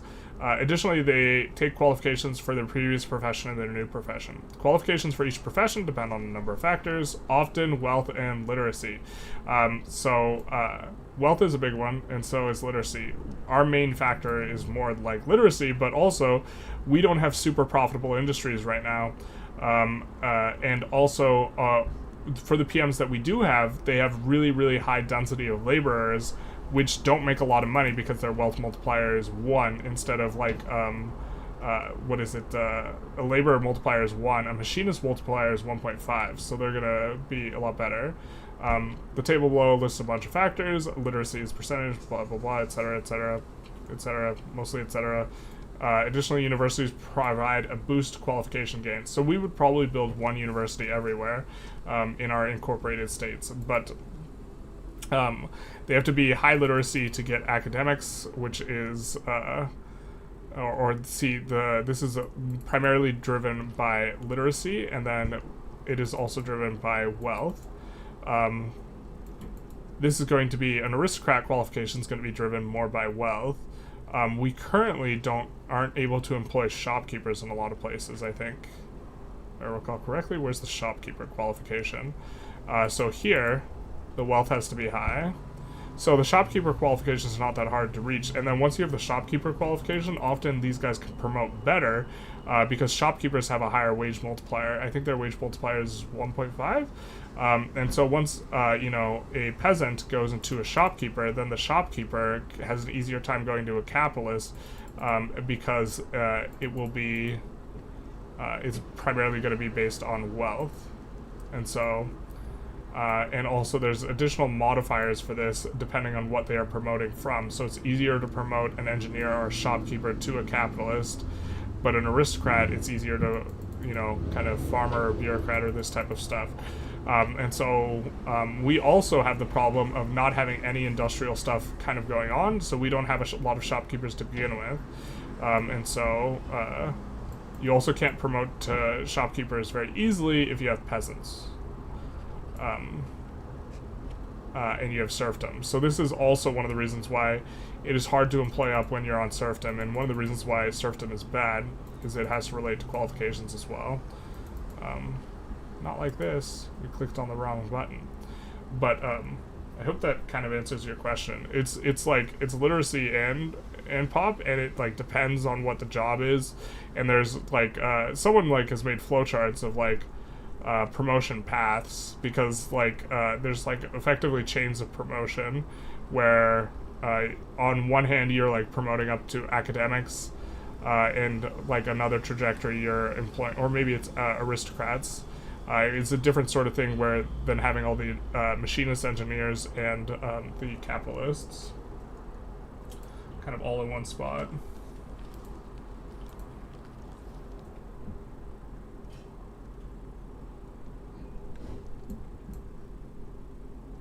Subjugate as Hungary, invade Austria. What? What's the goal of this run? I think we just want to form a Maghreb, to be honest. Which I think involves us eventually fighting Spain, so...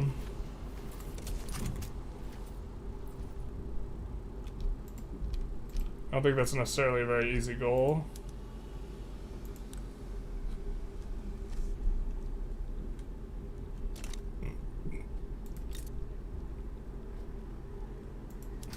But we might just go for some big Pan-Arabia thing. Although I think... yeah. Maghreb wouldn't be considered in that Pan-Arabia thing. Let's take a look here.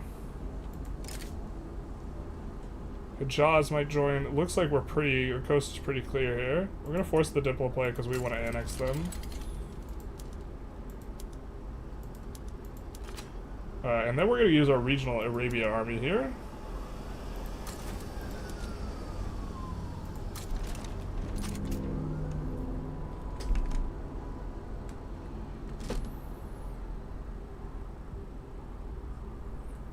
But my understanding is that it keeps track of like each pop groups. So if we take a look here,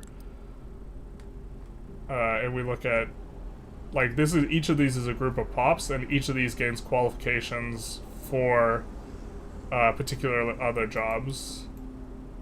So these clerks are becoming more qualified to be capitalists. These shopkeepers are also doing so.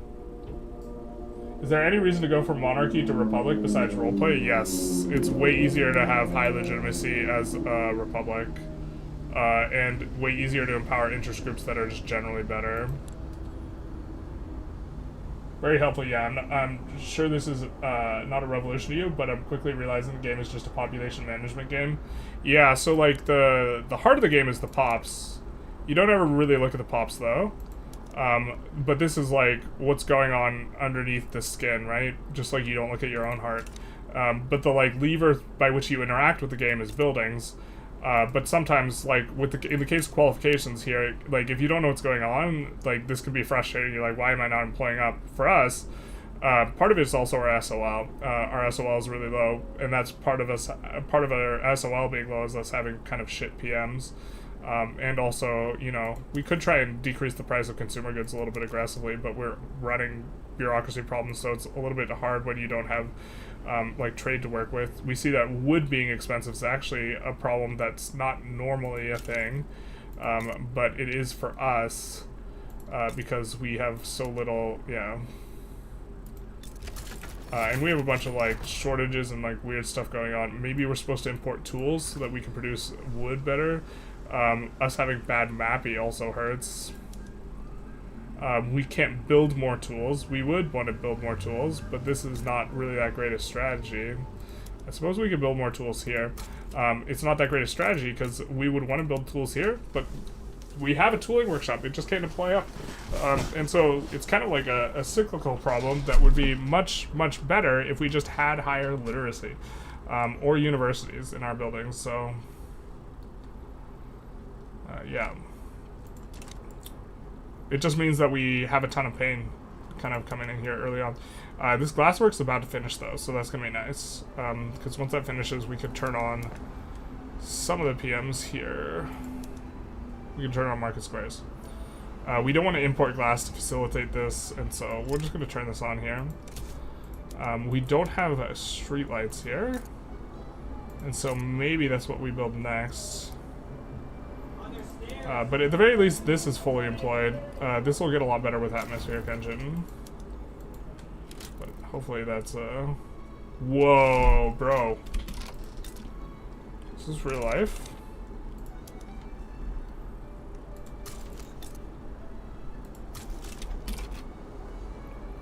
I don't think I've ever seen France rev twice in the first 6 years. That's a real French problem there. What are the PMs? We have just like kind of the most basic PMs possible for everything. So like it's gonna make a big deal for some of the buildings when we get onto lathe. Because if we take a look at the dye workshops here. Right here, we just have 4,500 laborers. But here, now we're starting to have these machinists who can promote up easier to like capitalists and other stuff, and can bridge up to shopkeepers as well. Is shopkeepers shopkeepers might be a two wage multiplier, but like we also like we just don't have like a base of like we don't have a base of what is it, machinists already. I'll take the 20 prestige. I don't think that's enough to make us, yeah, major power, but we would love a trade agreement with Great Britain. Could almost get one with Persia. Got a nice little annex off here. I think that our truce with them should be out soon. 16 months. And then once it's out, then we will get a little bit more flexibility because we can go from a Quran. We still don't have enough boats to really do anything, but we can do the actual shuffle, the shuffle. Looks like Egypt would help them. That kind of sucks. I don't think this is connected to this. I think all these guys have military. I suppose Asa doesn't have very much.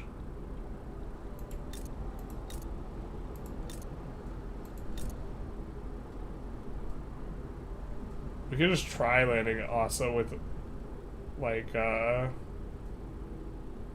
one... Oh, jeez. The thing is it'll eat a bunch of our qualifications if we build boats elsewhere, but we just need more boats if we want to try and do that. Yeah. Alright, we still have 12 infantry, so we'll just decay down. Did France's capital change to Lyon like it does every game? Usually we see it change to Rhone. Oh, that is Rhone, yeah. Now you can conquer Algeria? Well, but... might be the end of the run, boys. Conquer Zanzibar. Fuck, man. That's what we wanted Oman for, like, exactly. There's, like, no shot we win this, right?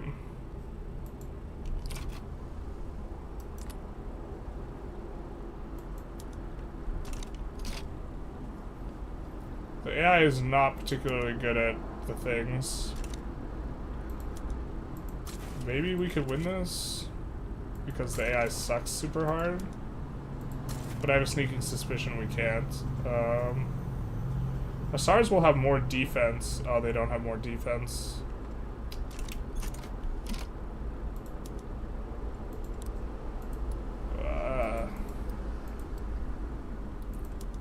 It's not gonna really matter. I think we just get dicked here. Oh, they have a front on us already. That could be good or bad, because that means other people will send. I mean, 2 countries are protective towards us. Maybe this is winnable. Hashtag winnable. Regime change who?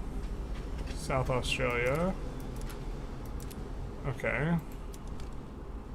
Call ally. Oh, they're guaranteeing our independence, so.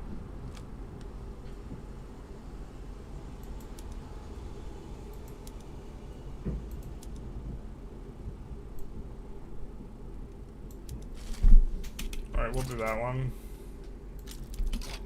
And then we'll call ally.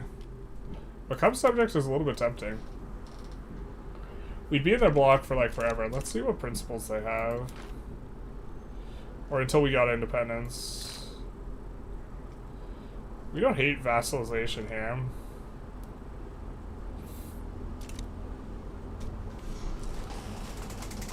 Do we want to become their protectorate?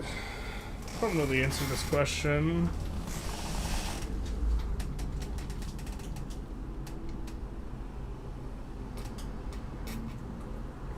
So we could actually get migration from them. Discriminatory migration does happen inter-market. We would be inside their market if we became their subject, and that's the main reason we are considering this. We also would get inside their market, and that would solve our problems in the short term. And then we could get someone to support our independence later, and maybe utilize that to like beat up Russia and get stuff from them.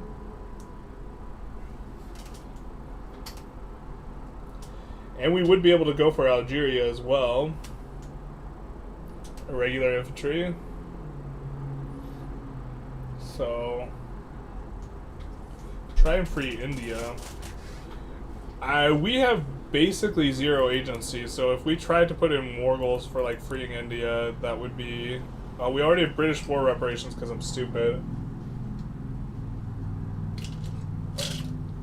I needed to make a different primary war goal.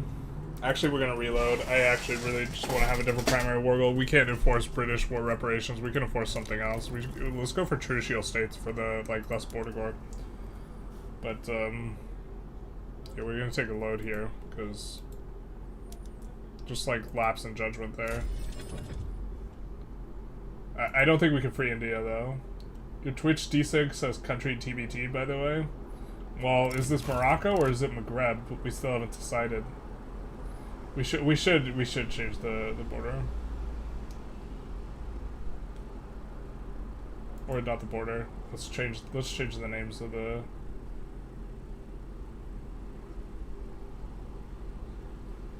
Clip that end stream info.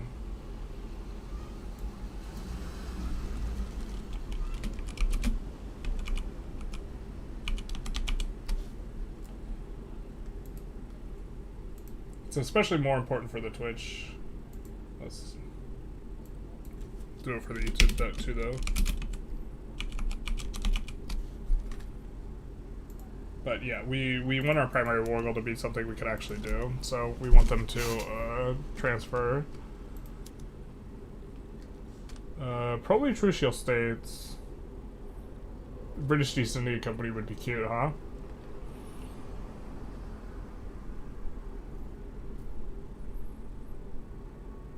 Constantine's interesting. Let's do that. And then we'll also... We're not going to go for war reps on them because we get the... Unless I haven't done like a huge... a huge thing in regards to... Yeah, and then we have a land border with them that we'll have to try and manage with the help of both Austria and Russia. I think we'll actually move over the Arabia army too.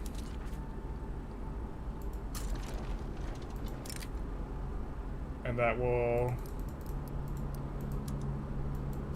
make a second Arabia army.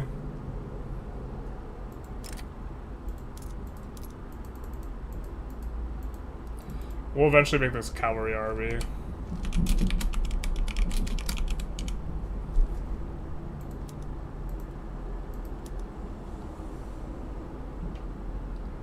You're royalist, we don't like that.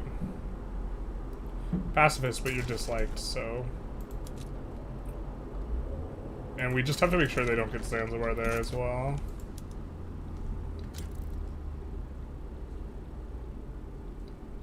Transfer Constantine might actually be difficult for us to enforce,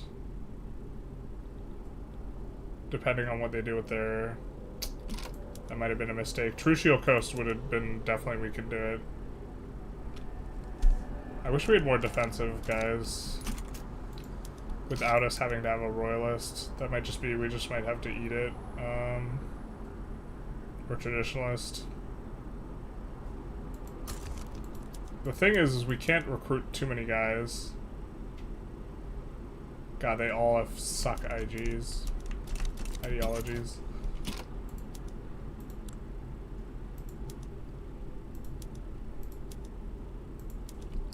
We'll do that. And then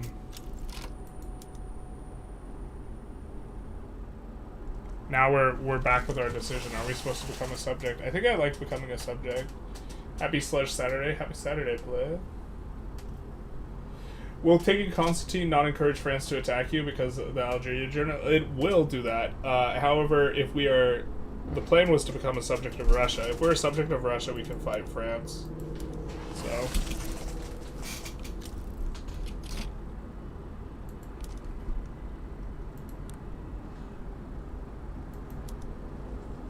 And then we will also look to transfer the Trucial states. Are they in the war? No.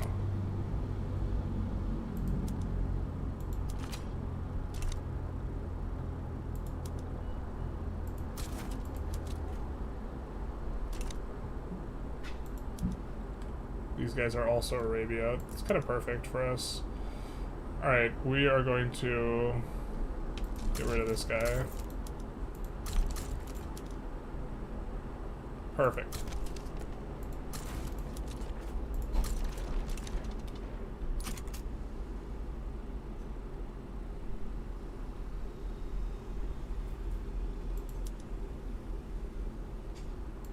Who else could we sway? What do you want? Transfer state? No.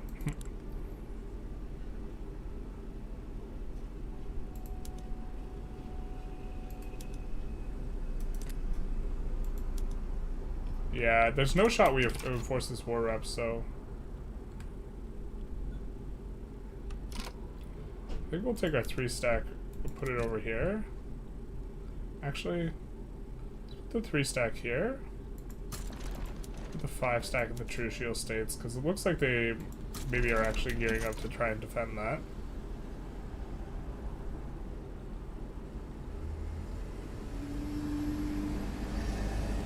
And now we see Austria's got some guys here, and if we push them out over here, we actually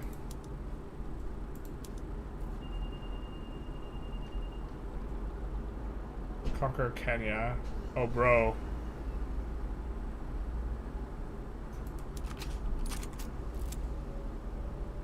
If they back down to this, this is super okay with us as well. I think we might want to make...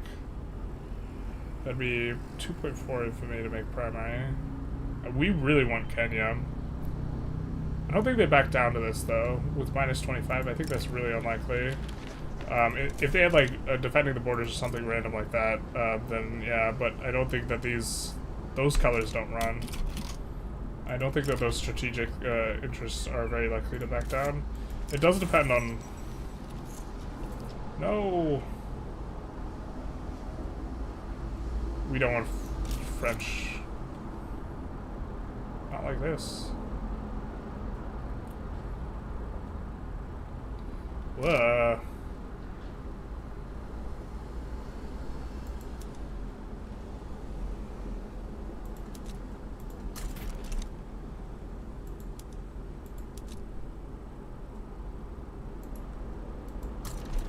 Well, hopefully they don't actually split their armies correctly there, I guess.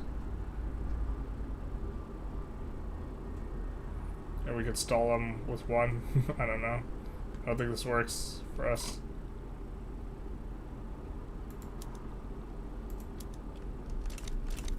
Well, looks like this works for us though, huh? Kind of. We'd actually rather this front stall out than, because otherwise they won't try and land us, but if we push them out, they will try and land us. We also don't mind banning slavery. We're giving up humiliate Russia, obviously, but...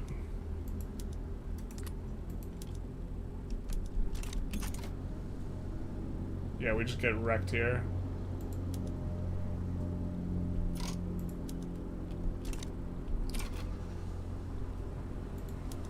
Maybe we try a different strategy then, huh?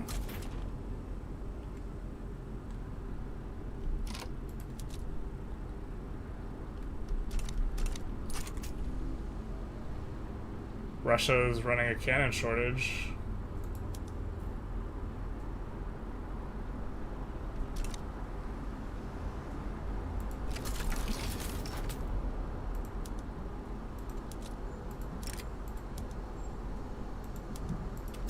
Let's try that. I think we have no navy. Do these guys have enough org to land? They don't have enough org to land, so actually we can't do it with them.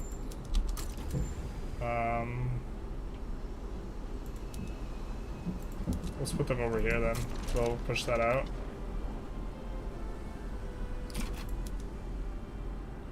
These guys can push and prevent them from getting on the Zanzibar, so we'll let them push. We would have liked more guys. Shoot. We also don't mind giving a mixed peace if we can kind of beat them down a little bit, where we give up, like, slavery in Oman or whatever for something else. It looks like Russia sent over here, though, so that's going to be nice for us. And then we occupied Kenya, so we are ticking down the war goals. And so then we can also do this. Didn't even see what tech we had gotten. But once we research 10k here, we will want to swap. Or corn laws. That wasn't a tech, that was a... Got it.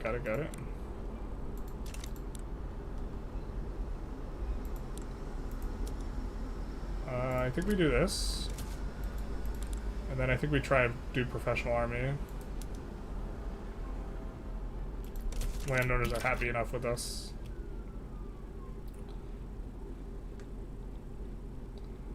Do they have anyone defending the coast? I don't think they will.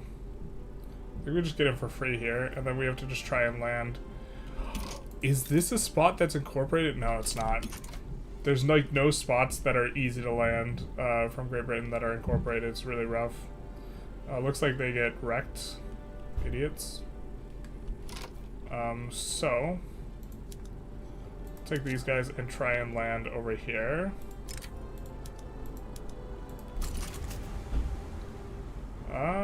If they park the navy there, this will be impossible. So looks like they're really kind of doing a number on us. They don't have our capital here. We do have a couple of our war goals.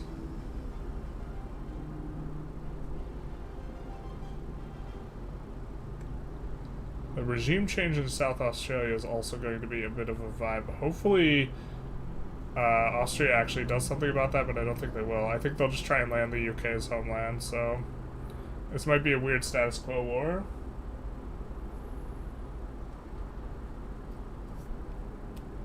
Classic consumption taxes movement. Yeah, the movement you get when you don't have any technology. This landing doesn't work if they park here. I think they're parking there.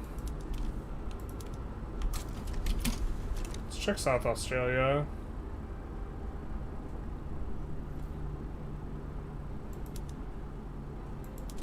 We would land with our 1 stack here instead, but we cannot.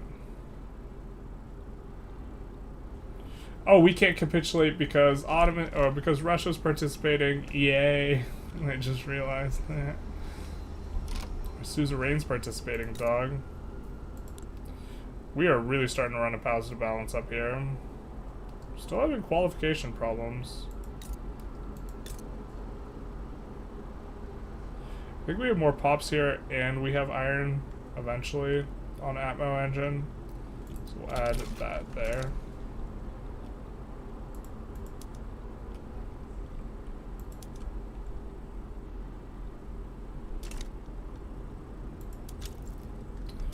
Russia's getting wrecked here. They just had to park the Navy, man. I mean, it's like kind of fine because I don't think they have force. Are they gonna park a Navy over here? God in Himmel. Don't park it. Don't park it. There's like a... They are parking it. Oh no, wait. Or did they teleport away? Or are they there but they're invisible? I think they're there but they're invisible. You gotta love it. I think they're there but invisible. Bro, it's so stupid. Which one of these is actually in front actually matters. Yeah, they're there but they're invisible. So let's cancel. Mid-movement. You maybe go away.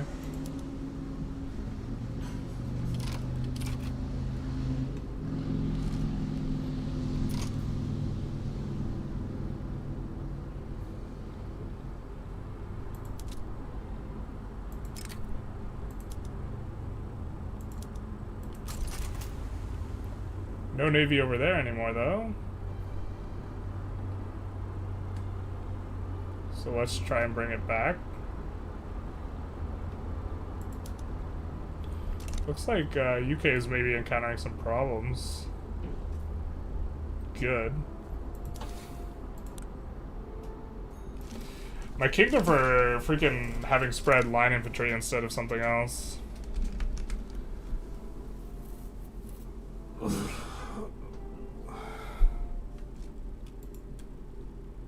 Ban slavery is enforced, not like this. Should you wait for proportional taxation or should you go per capita first? I need to try out going for per capita a little bit because it's actually been a really long time since I've gone it, but I'm pretty sure it's proportional. European heritage and Christian religion is so OP. I understood it playing as Sokoto because it's so much harder to pull minor countries in South America to your block. Yeah, and also the migration's a little bit rougher because you don't get mass migrations, basically. Our force is having some problems. I think we'll actually decrease the taxes a notch, because or a couple notches, because we're actually like making money. And we don't want to be. Our construction sector still has to build. But even if once this builds, we have an investment pool that's big enough that they could still cover some construction costs.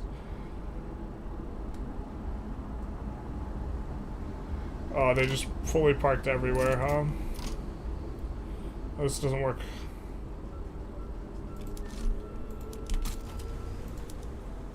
They do have the navies. Alright,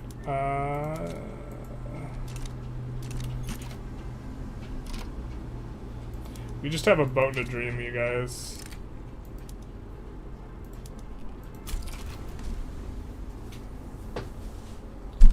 We'll land somewhere eventually at some time. Broken supply line, not like this.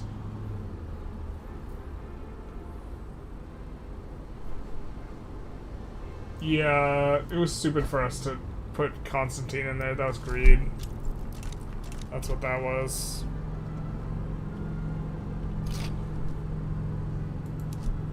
I mean, we could conscript up, I guess.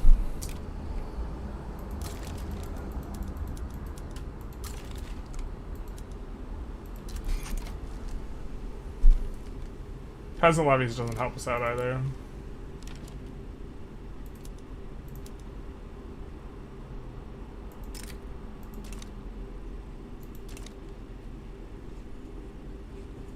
I love how they're taking everywhere but our capital, though. That's kind of useful for us. Hey, the dream lives on. Dream on! Dream on! Dun, dun, dun, dun, dun, dun, dun. We're so good at this game. Everyone remembers when Morocco landed Great Britain, right? The North remembers.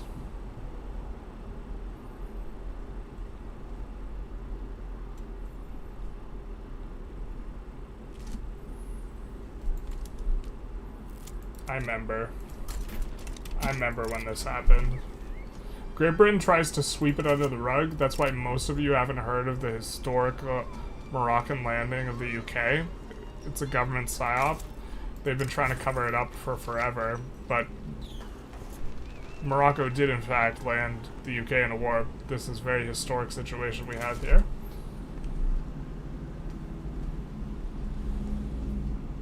They killed the isolationism meta, not like this. Being honest about the game is the opening a lot of countries from kind of isolationism to global economy. So it makes sense the first isolationism was kind of bad. Yeah. Also instantly pushes you into corn laws, but yeah. This is clearly an instance of historic, you know, people talk about the game not being a very good simulation. When you have, you know, things that happened in history, like the Great Landing of Morocco on the British Isles, you can't help but, you know, say, hey, you know what? Really, it plays well into the history. I mean, I clearly remember when this happened, when I was alive in the 1800s, when Morocco landed Great Britain like this. Yeah. Does anyone else remember?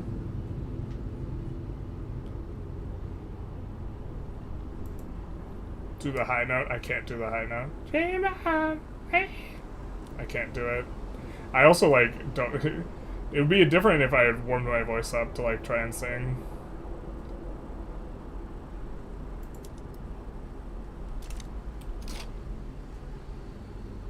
We actually want this guy off the front. Kind of sucks. We want him to do landings. But he's, like, bugging out. Alright, there we go. So they still have someone parked in the home counties. I think we could try and land over here, though. I guess we should have gone for war reps, huh?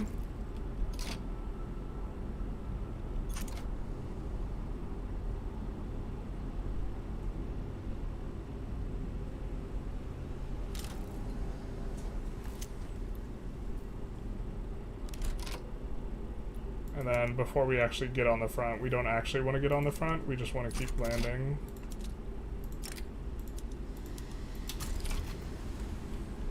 Legislative failures. Yeah. I understand. Alright, that's our capital occupied, but again, we can't get it forced on because our suzerain is participating.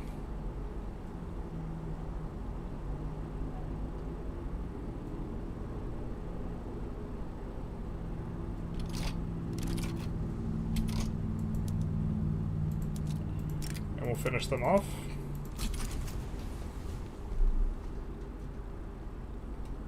And looks like the Navy is no longer here, which is perfect for us. Looks like UK is actually just gonna get pushed and we'll full enforce everything.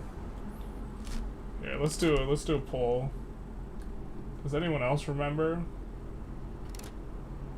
The North remembers. Wait, what's up with...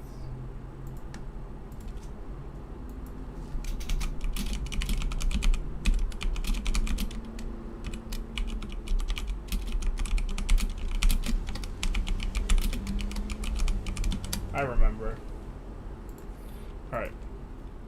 So we don't actually want this 3-stack on a front, though, because then we can't do a landing with them. So let's do this. And let's try and land here. Which we can't. We kind of don't want market control, but... Alright. It's because the convoys have gotten rated down sufficiently that they're just going to give it to us.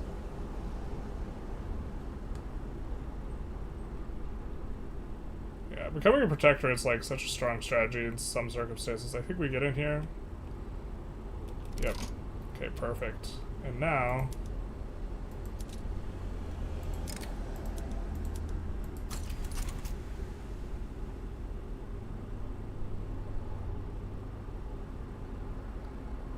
we could try and save ourselves here.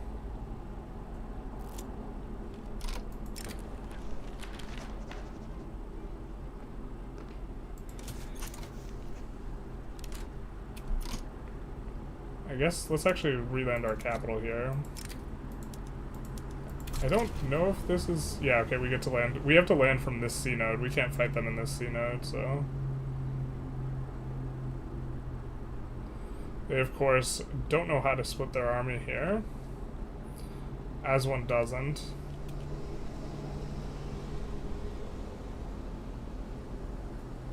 I say before they split their army. Which is super cute. Just keep doing this. But it looks like we've pushed them out of here.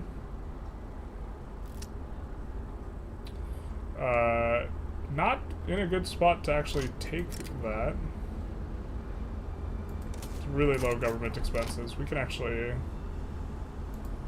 think, add another construction sector here.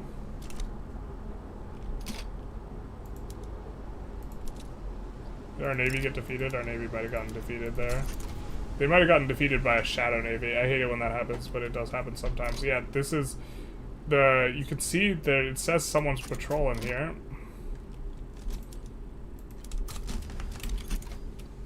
So we can't land. That's okay though. They are patrolling over here, and this is defending against naval invasions. Russia has been gummed up here, but...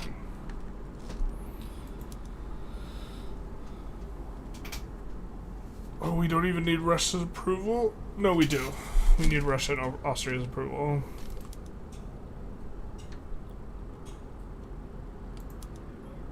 We really, I think, would, well, we kind of want it all, but we're super okay with giving up some stuff. We have to. Not Zanzibar, though. Eventually, though, I think Russia doesn't have a war goal, huh? Russia doesn't have a war... oh, humiliate is on Russia, so Russia is stuck in here, too. This might be a forever war, bros. I'm glad you guys remember history, though. It was more Algiers that used to historically conduct slave raids against the British Isles. That's also true. What decides the amount of investment pool transfer? It's jumping all over the place. Is it because your investment pool is draining? Well, if you... it will be really, really jumpy if it's small. Because it will accumulate, and then they'll build a building. And it'll accumulate, then it'll build a building. Is it wise to take on a subject's debt if you have so much reserves? Depends. Very contextual dependent. What Paradox game do you think you have the most hours in? I definitely have the most hours in Victoria 3. I have like 2,600 Victoria 3 hours. I've like averaged like 3 to 4 hours played since the game per day since the game came out. Which is like partially why we haven't done a Victoria 3 video somewhat recently, is because like the UK run was like kind of made me feel a little bit burned out. Also, I think I have to update the way I do my videos in a really significant way, so. Are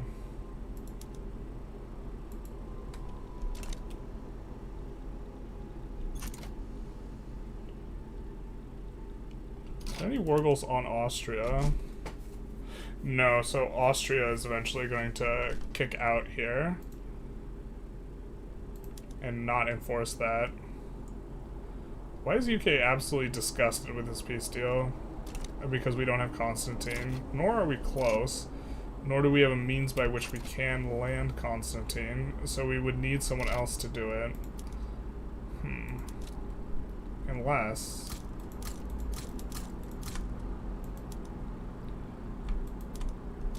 I can be your hero. Yeah, I think we're gonna try and go hero mode here. I think we have the most guys here. Alright, let's try and get this done.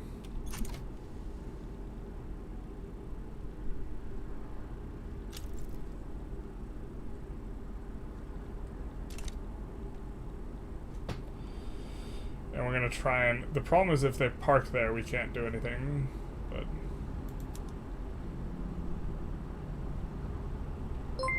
Actually... Can we conscript? No, we can't conscript these guys without pro-army, and pro-army's just failed. They've failed to pass. You shall not pass, except they hit. Luxvin 2, thank you for the follow-up. Oh man, you guys are getting really close to getting the... Hello there, hey Karasak, how's it going? Why hello there. I remember reading about the Moroccan invasion of Scotland in school. Yeah, exactly, that's what I'm saying. Morocco invaded Scotland. I'm glad you guys are so learned in history. I think we're honestly just gonna stay with this guy for like forever, until he dies. Well, I guess that's not forever, huh? Who doesn't like this? Jesus.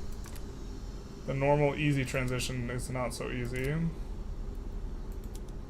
I think we'd prefer racial segregation, because of the pops we have in Arabia, we would accept. Also like to ban slavery.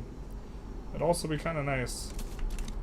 And they won't go insurrectionary, at least for now. And we're about to push them out here. I think we keep the Moroccan army at home, because they're really not going to be that useful. And I think the Arabia army, we even want to use it as a landing spot over here. We just have to bide our time here a little bit. But they don't want to give up Constantine, so... Russia will not capitulate for humiliation without getting landed, though. Look at Russia go, though. So we've pushed out the invaders. Quick, add or conquer our home counties of war goal. If we could add, like, war reparations now, we so would. But... yeah. Can you elaborate on how you will alter your videos? I think I need to actually just spend dramatically more time editing my videos, and or hire an editor, and I might hire an editor, which basically means I'll probably actually I don't have a lot of expenses right now, so I'll probably just pay them basically like half or like 3/4 of like the amount of money I take in. Because I don't have enough to pay an editor a reasonable hourly for them. Or maybe I just have to find an editor that like wants to work for cheaper to like get experience in. I don't really know. But I think I need to appeal more to mainstream rather than... my approach up to now has been a very volume approach for the like Victoria 3 regulars. But I don't think I can grow very much past this unless I do something that appeals more to a wider audience, because they're like releasing like 20 hours of Victoria 3 content a week, you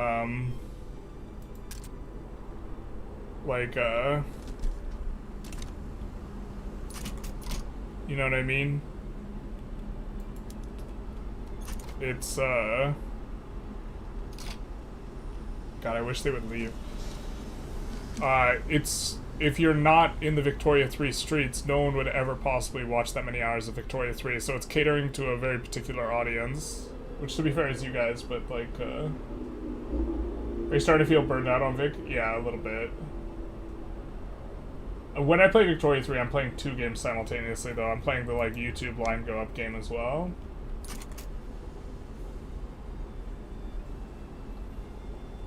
So, I can't, yeah, it's the... God, Russia's just getting absolutely wrecked here. They just...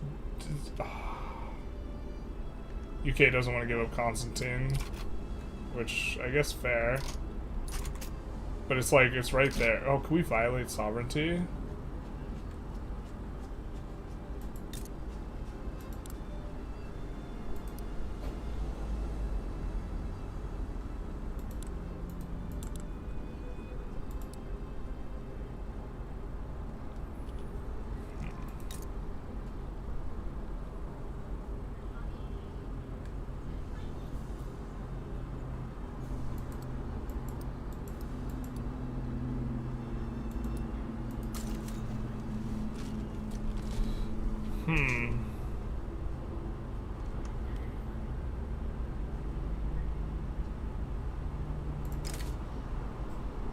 Two Sicilies would help them out. That sucks.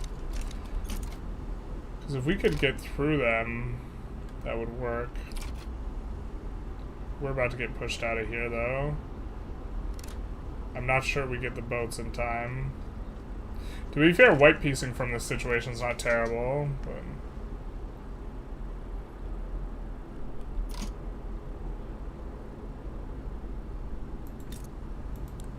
I don't think there's a shot we could fight the two Sicilies with with the regulars. We are close to 10k, so what we're gonna do is we're gonna go back to Lathe, and then...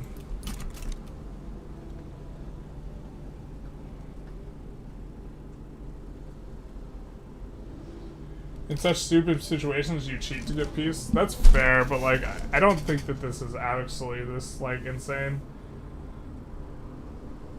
Lots of channels these days seem split between curated content channel and a raw VODs channel. Yeah, so they run two channels. But I don't think I'm big enough to split into two channels for gaming. I have two other channels for other stuff.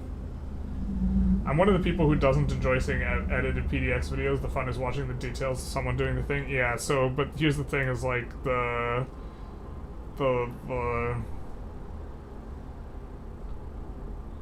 I don't think the numbers are like there for me to be able to like make a reasonable like living doing just like the more focused stuff and pumping out volume instead of trying to pump out stuff that's higher quality or like more edited.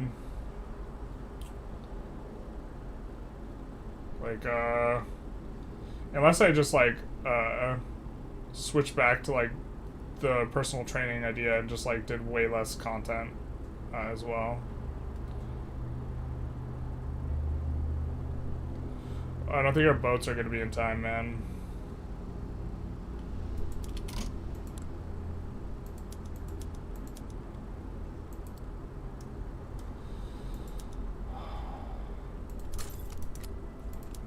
You have an offensive planner? No, we don't.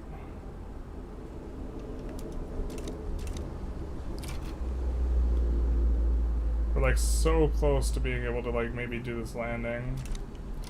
Maybe we can land them with what we got here. Kinda don't think so. But we have a second in the chamber. These guys are recruiting up, so let's start landing with these guys and see if we can churn through enough, even with the minus 75% efficiency. See if we can churn through enough guys. Wait, they really have a one stack defending the coast? Not like this. Where's that 13 stack going there?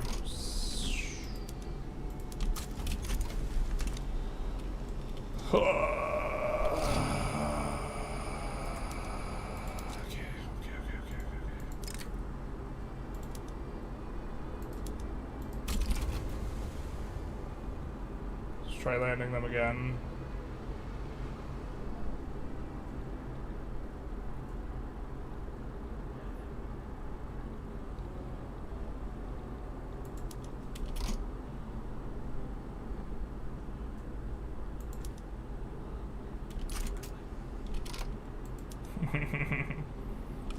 Russia would never go for a humiliated Zanzibar.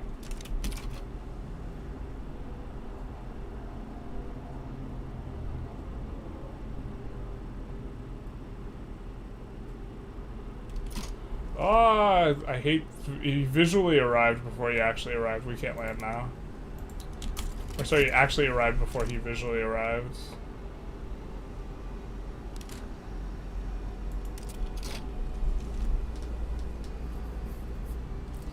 I mean, at some points we just have to white peace, right?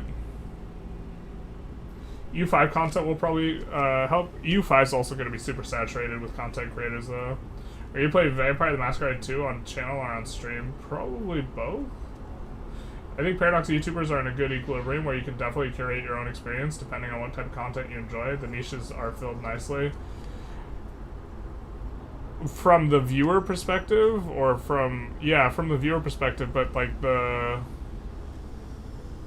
I don't know. I mean, I could just keep doing what I'm doing. The thing is like, if I pull you guys and ask you guys what I should do, you guys are gonna say I should keep doing what I'm doing, but that's also... There's also, like, a population bias there, where the people who watch my content are the people who don't like the heavily edited stuff, but I'm saying I think I can't grow the channel, like, as much as I would like. I've been recommending your channel to my friends, even though you don't speak English very well. Your content's that good. I hope you can get views and likes. Yeah, me too. I don't know. I have to... I have to figure out exactly how much an editor is going to cost, and like... Because if I do the editing myself, that dramatically changes things too. I don't know. But this is some stuff I've been thinking about the past few days quite a bit. Just like looking at the numbers and the trajectory and like this type of stuff. I think I have a lot of the hyper regs, but the hyper regular Victoria 3 viewers. Alright, let's see what they do now. Okay, they're gonna... Oh. They're gonna boogie on over that front. Interesting.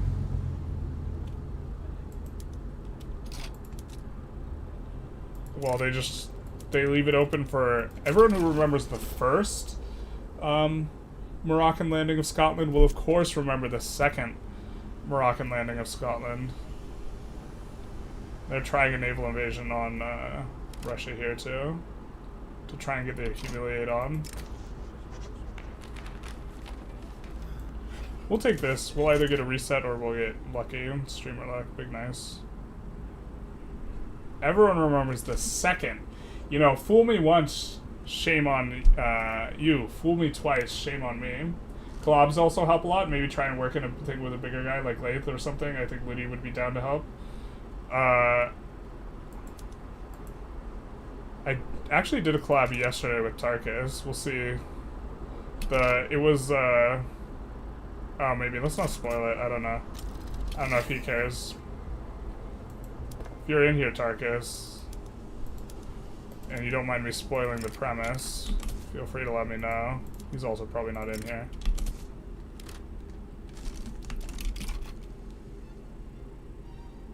I guess I don't want to spoil the conclusion, but I would want to spoil the conclusion if I talked about it. Alright, so we see a bunch of naval landings. Oman, Trucial Coast, Nejd. No! No! We can't possibly get over there to defend before they get there. Maybe this is okay for us, though, if,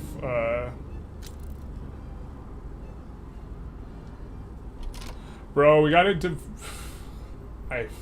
we got defeated by an invisible navy. I didn't notice them. They had the circle thing around there, so that's how you can tell a navy's there anyways, but... There's visually no navy at the node. We got defeated by a navy. Oh no, we didn't? Oh, we got defeated by an army. Even worse. Where's the army? I mean...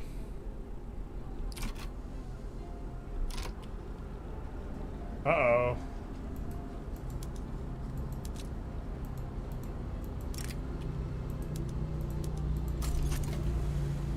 Ruh-roh. Oh, we can't land that. There's no way. Oh, we land from up here? Bro. There is a way. There's a dream.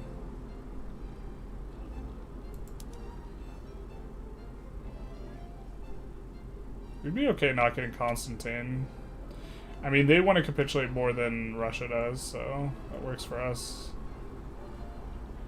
Where the hell is this guy going? This guy's stuck on... Wait, what the hell? He really is on that? Okay. I mean, sure.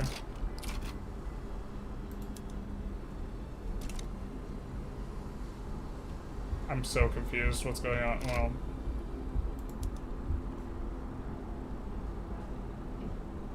yeah, they land all the stuff, but it doesn't matter because they can't enforce it.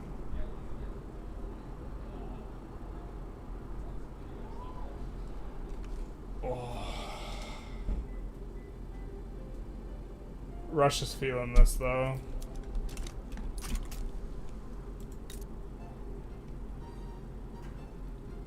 Because they... What's taking so long for this landing to get through? I don't really understand. There's no army defending it.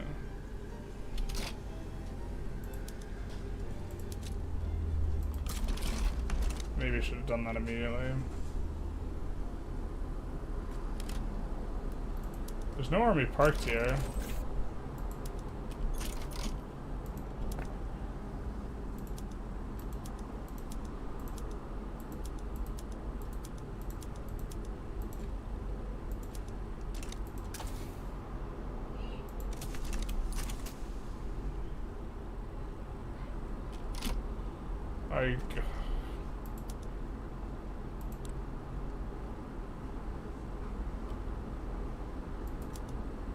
Oh, they're stationed.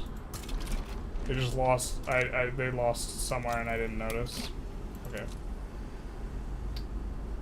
Sure, I guess.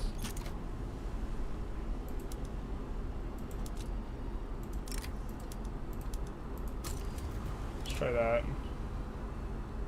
Hopefully that guy doesn't move C nodes. There we go. Now Russia's fine. Will not decay any further. In war support.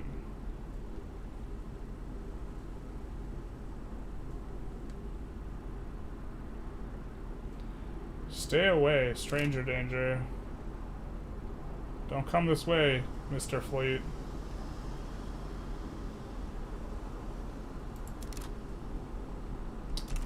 That's not gonna work.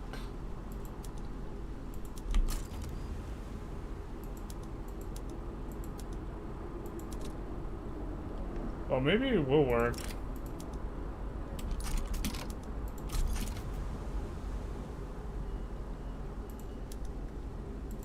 They're on irregulars. They're not going to have very good qualifications. Because their literacy will be really low. So maybe we can actually just, like, wood chipper enough guys here. You're going into negative war score. Our war score doesn't matter because there's suzerains participating. Russia's war score matters. And Russia might get enforced on here, so... Alright, so... Well, why do we only have so few guys participating here?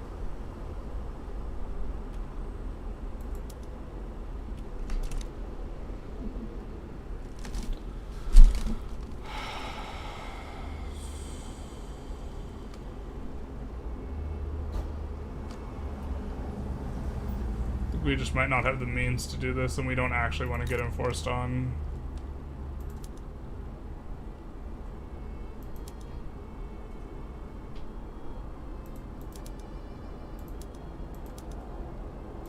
We don't actually have the trucial states and stuff anymore either.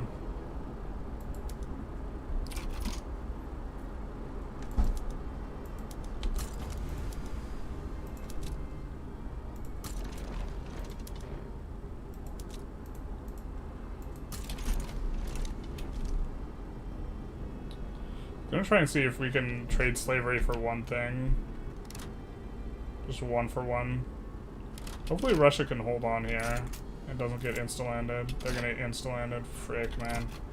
I mean, roundabout's fair game, I guess, but...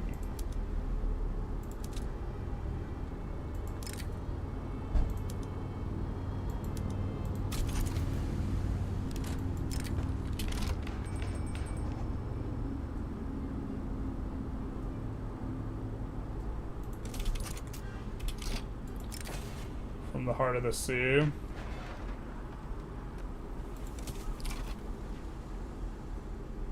Alright. Is there an invisible navy here? I think there might be.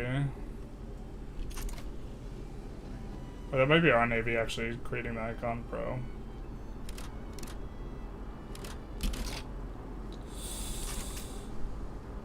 Alright, they land up there.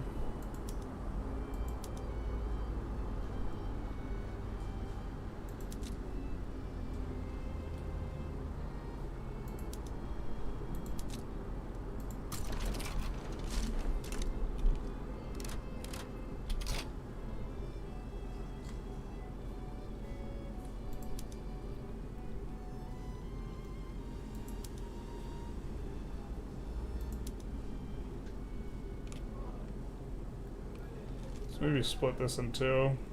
Sorry, I'm trying to like micro my brains out to make this war winnable. It's actually probably not winnable.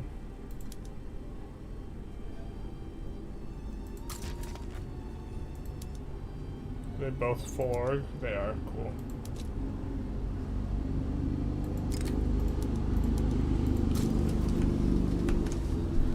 When's the next political stream? We're gonna stream Political Machine on election day. Second Moroccan landing of Scotland, Electric Boogaloo, basically. Why is the -100 war score not immediately over? Because our suzerain is participating. We became a subject of Russia.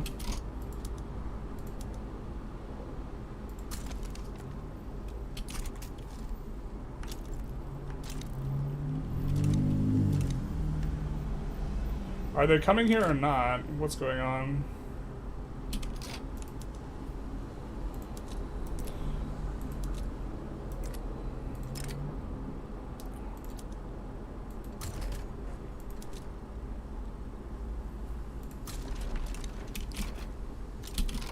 Yeah, okay. They did come there. Just not visually that clear. They like also insta defeated us. A little bit rough.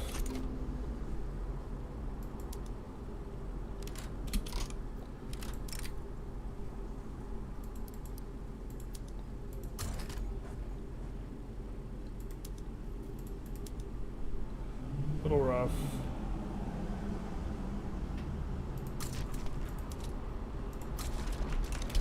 We'll be able to get back our war goals. It's not gonna like, oh shit.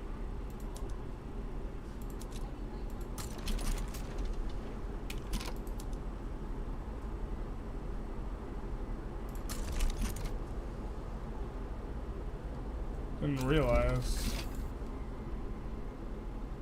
Are they actually occupying us? Yikes for the devastation.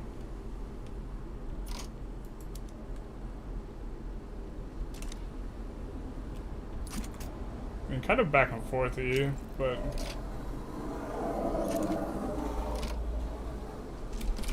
there's no way that the Russia will be able to actually like make use of this.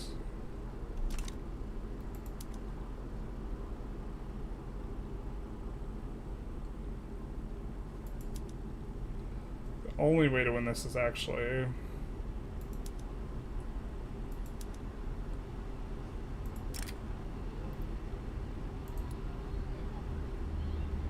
do we have God, our units are so like they can't recruit back up basically.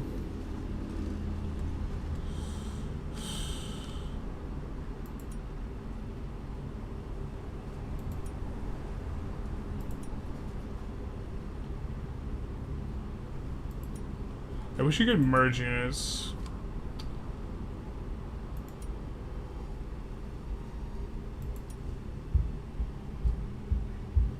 We're grabbing the ones that have the very most guys in them.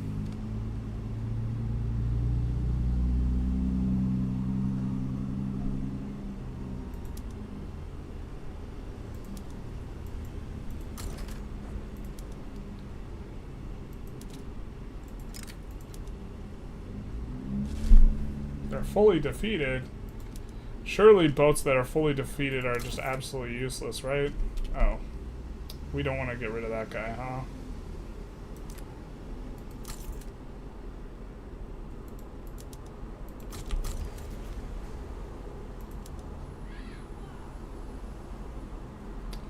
like the pacifist. I think we'll tolerate this. Hey, now they're not fully defeated anymore. That's crazy. Wild. The ships unsunk themselves. The snozzberries never really tasted like snozzberries. The ships were never really sunk. It's just an aberration, a figment of your imagination. Things that never happened before. Is the Navy fighting us or not? Preserve slave trade. Not like this.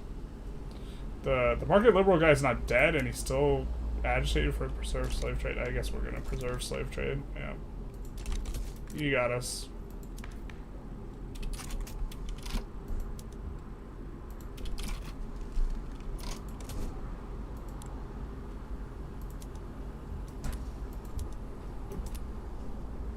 We have rights of assembly, though.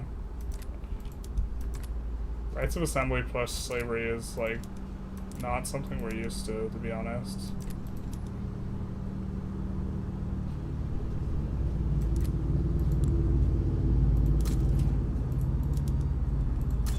I think that guy's just not going to be useful for us. I think he actually was the cause of that movement to some degree.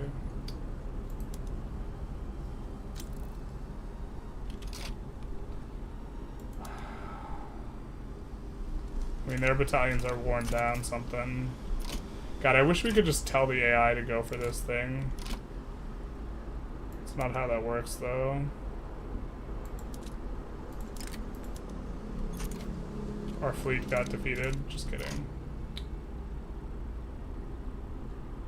I think we're just gonna be stuck for forever if we try and...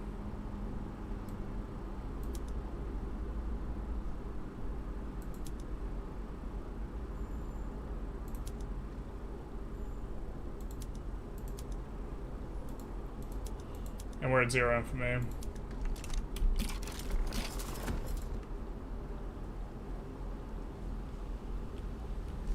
But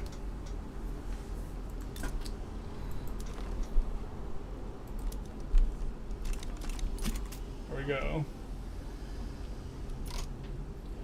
You could just transfer admirals to an empty fleet. You don't have to fire him. I kind of wanted to fire that guy anyways.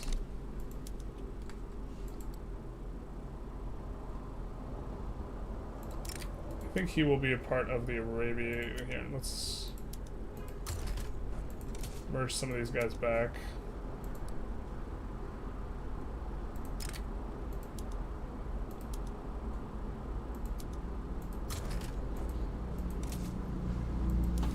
We also like have like 0 agency there. Maybe we actually don't even want mech tool. Okay, if line infantry was not nat spreading to us, we were gonna research it. I think with it nat spreading to us, that's kind of fine though.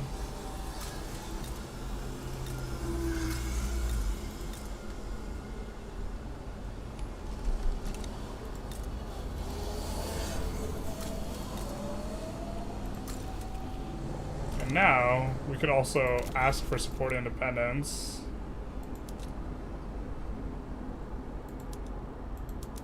Which no one wants to support it right now. But we are a subject of Russia, so we could eventually break free from Russia utilizing that. We should also be constructing. What are we doing?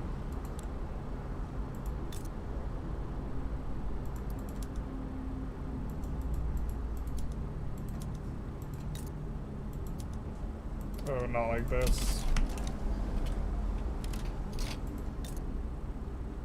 Oh, we want back in Russia's market. Can we ask for that?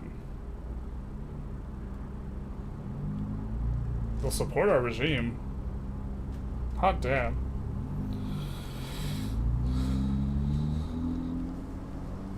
We'd prefer knowledge sharing. What's the odds on the knowledge sharing? 48.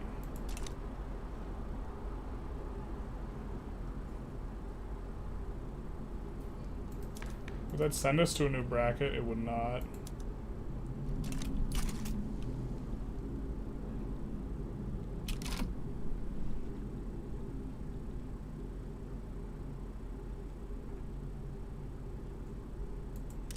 I think these guys have ports. The problem is convoys got raided and stuff.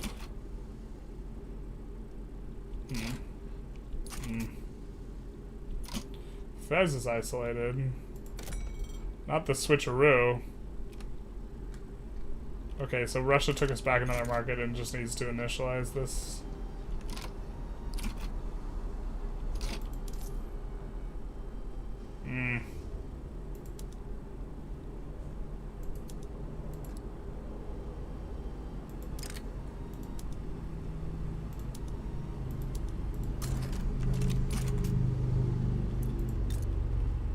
Alright.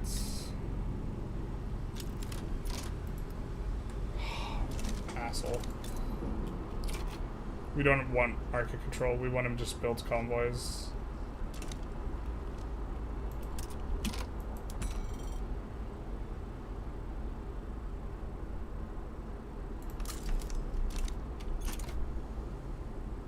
Why are we losing so much money? This math doesn't math, what the hell? Oh, it does math because construction goods.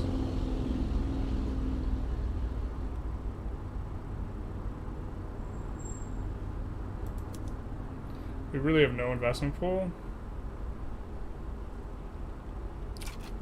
Or the investment pool doesn't want to build anything. That's a bit of a problem for us.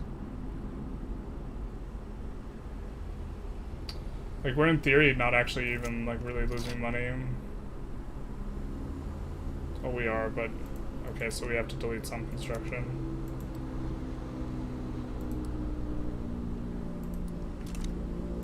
Let's do that.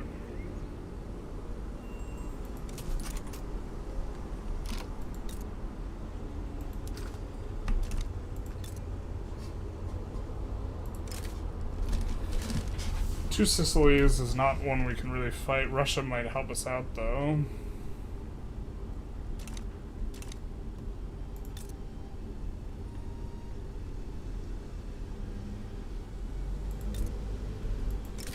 We could just pay the infantry to reduce the autonomy. I don't think we want to do that, though. We have a big enough boat to land Brunei.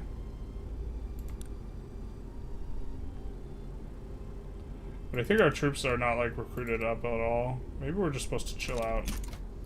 Despite having, infamy situation. Because I don't even think we can land some of those guys.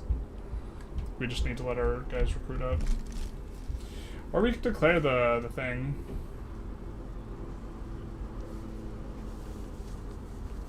A defeated navy with no admirals is good to go, and defeated admirals is a zero boat fleet repair instantly.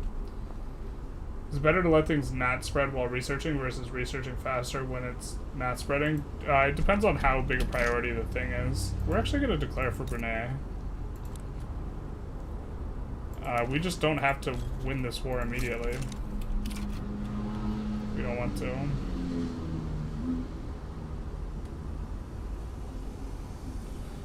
Rip in peace, Austria. I don't think they... Looks like they're not going to survive that.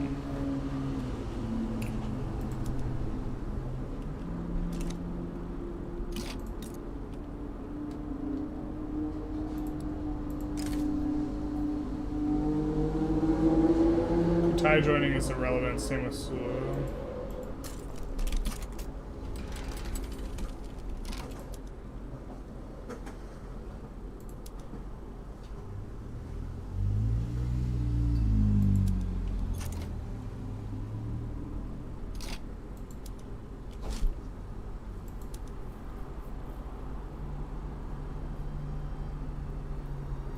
So we're in Yemen, so we can merge these with the Arabia army. We definitely, towards the very end, just hyper-split a bunch of armies. I think we use these guys to, like, yikes, dude. I really wish you could merge battalions. I don't know. Because it's based on the number count, like, it, like...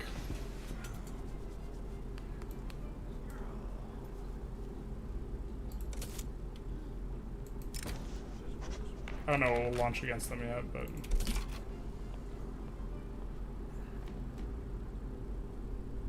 Kind of stabilized now that the private queue is actually building stuff.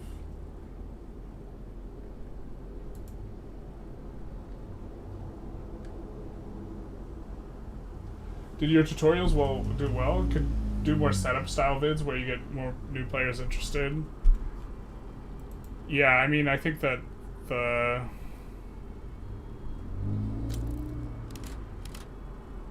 you do it. I don't think there's a real reason for you to be anxious about experimenting with content. You have a huge credit of respect to the community. Experimenting with your content won't erase that. I mean, it will slowly. If I put out stuff people don't like, people just won't watch. They'll be like, generalist changed, man.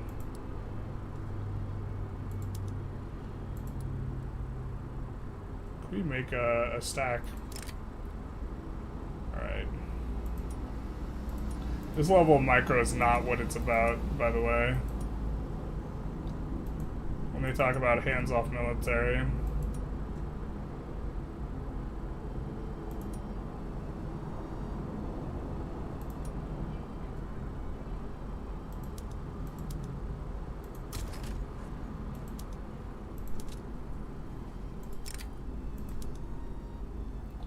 Huh?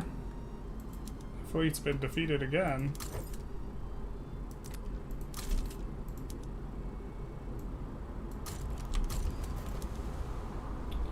We might end up abdicating to one of these guys soon here. Slaver, let's not do that.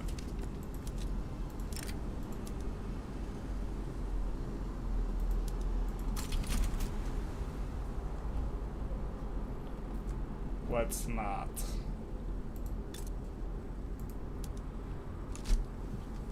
Oh, so many people died in the war. Now they can't work in the mines. This is terrible.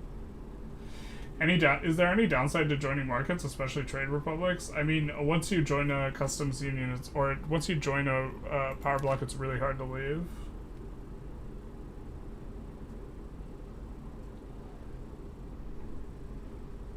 It might work to put it as an objective. Maybe. We'll have to check. Happy Sunday, gamers. Or Saturday.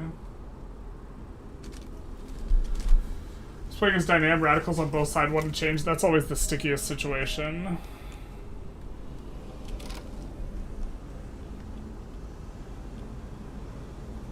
So we have the Loyalist National League, right? Or anti-Russian League. That's kind of not good. The downside is you can't leave, and so it's hard for you to form your own power block. But we're a subject of Russia, so what will happen is that we will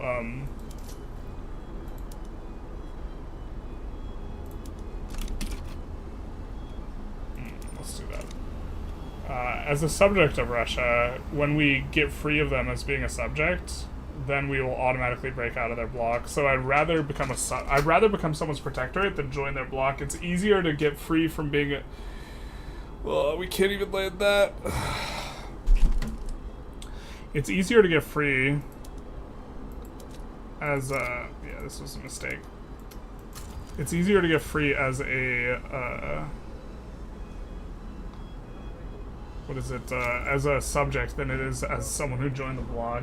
Leaving a block's, probably should be easier. Should probably be some military way to leave the block, but there's, not. Yeah, we just have 0 cannons. That's fine, though. We could just wait for forever. We don't have to enforce on them, because they want war reparations, which they're not going to be able to get. Do we have 5-year incorporations? Hell yeah.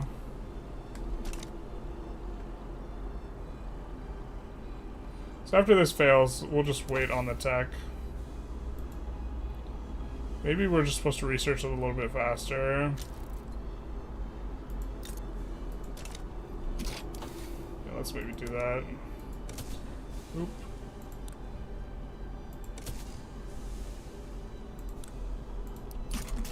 I had to do that.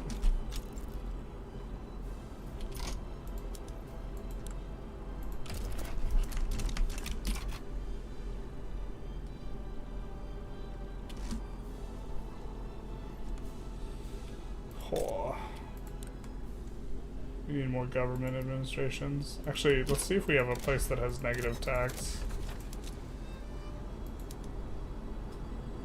Yemen almost does.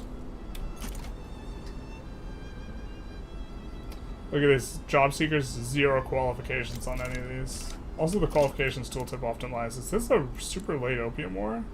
What is this?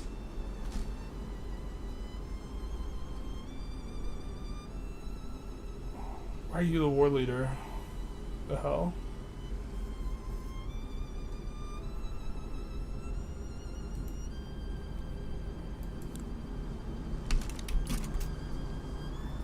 Oh, I mean, it makes... yeah, never mind. It makes sense. There's just so many war goals on Jambi, Banjar, Tidor on the Dutch East Indies. They're both worried. I don't see this very often. They're worried because the relative size of mobilization. They're worried because the relative size and strength of mobilization. That must be a bug. How can you both be worried? You're worried about how bad this is for humanity? Maybe that's written in... Yeah, it's supposed to be like... You could get yourself into impossible political situations. The way that you get around it, though, is you just, abdicate. The abdication mechanic's really strong.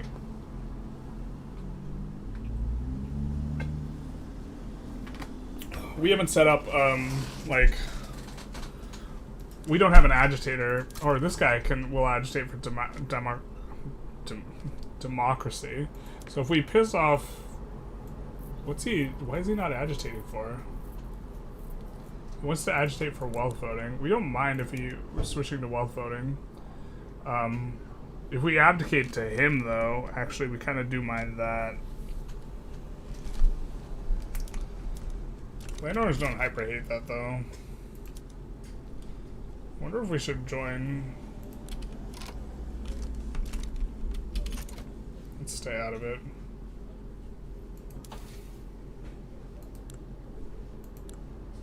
We should have swapped it the other way around. Is mech tools not spreading to us? It's not, so yeah, maybe this is fine.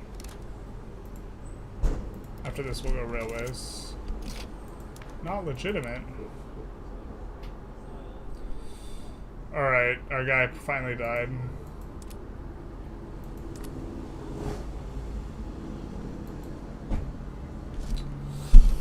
Our market liberal boy died. We got this authoritarian guy because he was popular in a general. I was a little careless recruiting generals during the Great Big Not Nice War. Oh, please be killing our... No.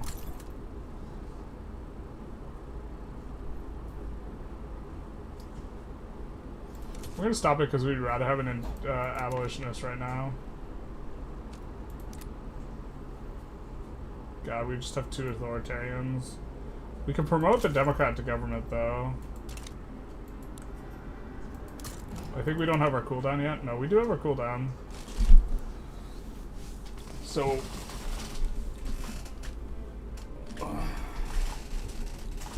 which is not too bad.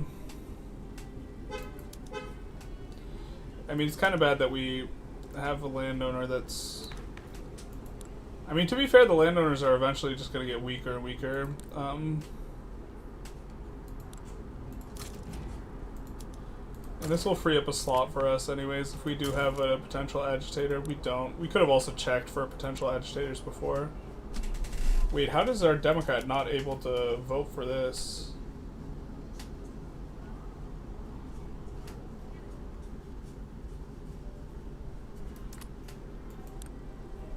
Oh, we just have to wait a second for it to recognize that we're a legitimate government now.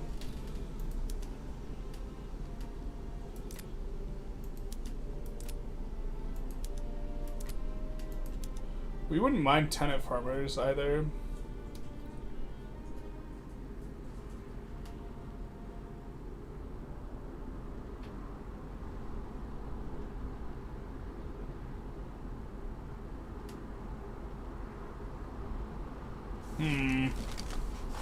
Oligarchy would be a step up for us. In terms of industrialists, actually maybe being able to get some power here.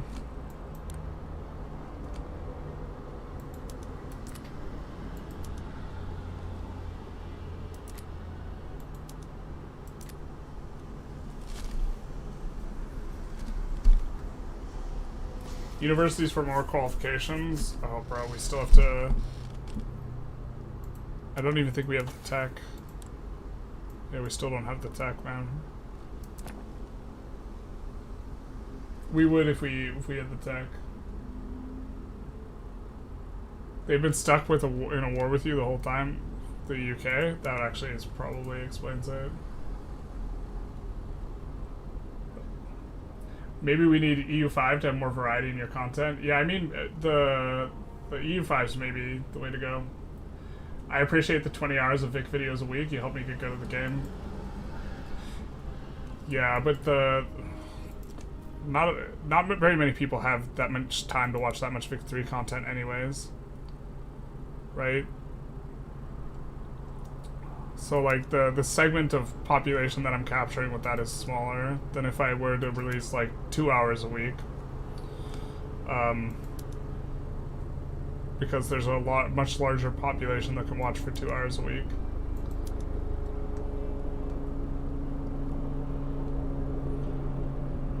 We could request support regime for 20 legitimacy, which would kick us in the next bracket.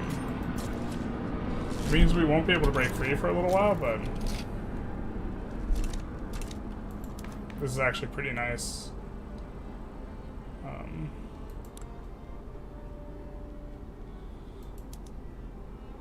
Oh, we couldn't have even migrated anyways.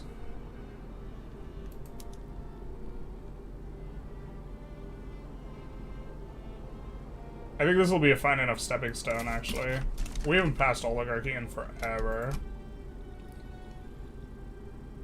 But we want to kind of go after the other guy's cloud a little bit. This is maybe a problem. Our investment pool is growing, so...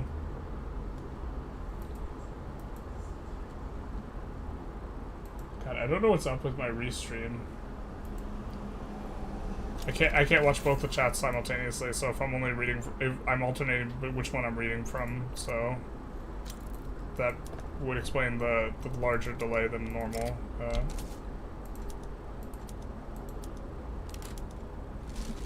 I'm not sure if there's steel in the Russian market. I guess we'll find out if there hits a shortage.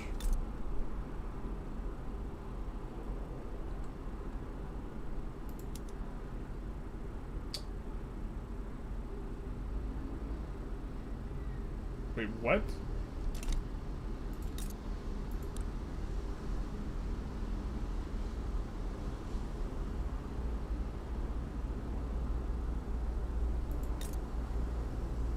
Oh, I didn't think this through becoming a subject. They're just gonna buy all of our buildings. Fuck.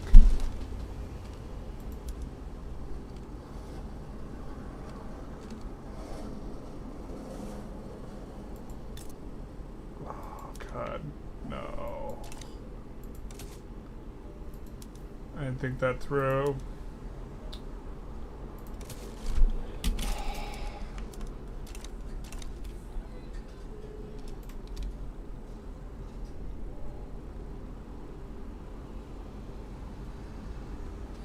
Not my gumdrop buttons. They have just huge investment pools and they just get to buy our buildings for way less than it costs for us to construct them. Fuck, that sucks so hard. That's also part of why we're getting smaller investment pool contribution.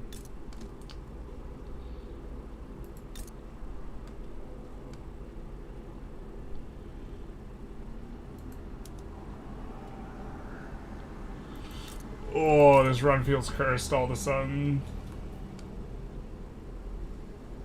I mean, we're going to pass interventionism, but that's like something I'm not used to yet. Is if you're a subject, you just have to play interventionism. If you're going to give someone investment rights, or you are going to utilize investment rights yourself, you just absolutely positively have to go interventionism over laissez-faire.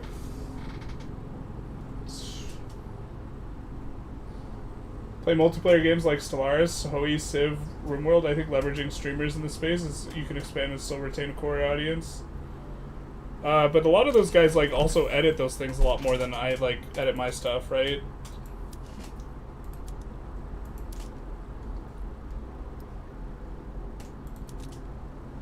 I messed up pretty hard. I should have just called ally Russia. To be fair, we would have gotten enforced on if we called ally, but that's like, it would have been better, actually. Bro, not like this. We just promoted him to government. Come on. Come on now. Restart? Yeah, maybe. I mean, this is gonna be really bad for us. It like doesn't seem that bad like right now, but like long term, losing half your buildings like this is actually just like catastrophic.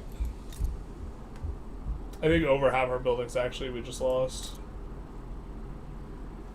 So that means we won't get any of the reinvestment on any of this. Shoot, dude.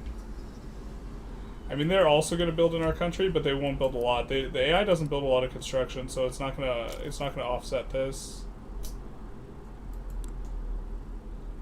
Like they are building a couple things, but this is real bad for us.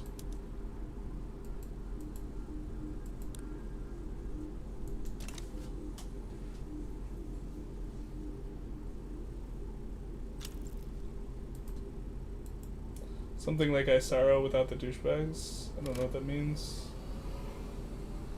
Yikes. Yeah, this is super yikes. This is super bad for us.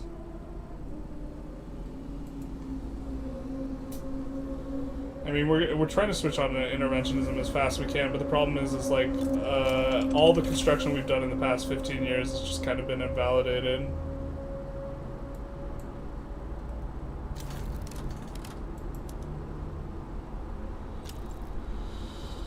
Oh.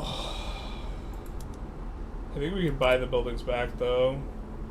To be fair, we don't need qualifications. This actually helps us a ton with the qualifications, because now we don't actually need the qualifications. Maybe this is okay in the short term, and then we just take the buildings back. Because now, actually, that actually helps with employment. That's kind of cute, in a way. I still think it's bad, but I don't think we need railways as bad as we do academia now.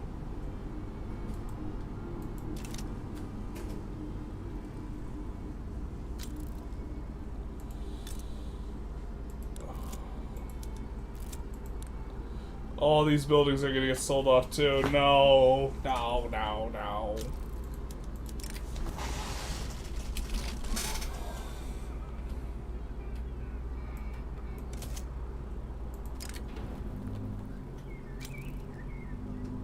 We don't mind tenant farmers, to be honest. And that will help us to be able to pass other stuff.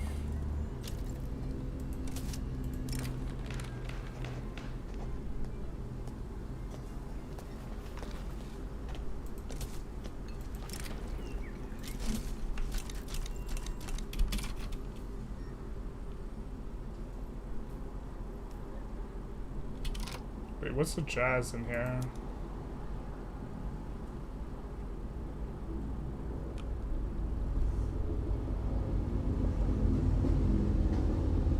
Why are we in this war?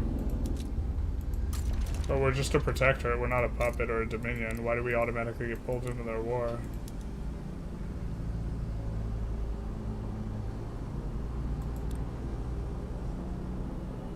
What the hell is this?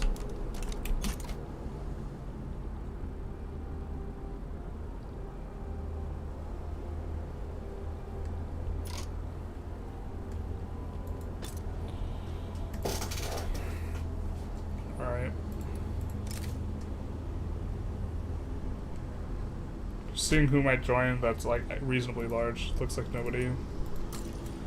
Force the play.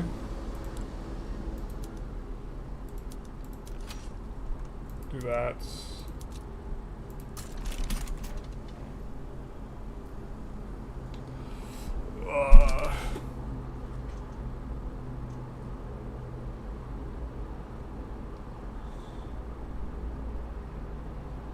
Yeah, maybe super short term this is good for us, but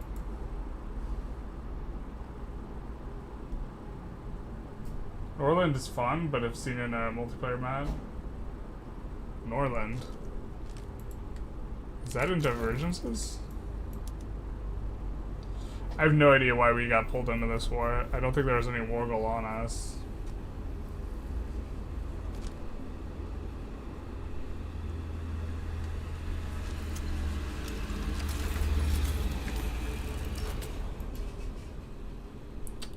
Who's Russia a rival of?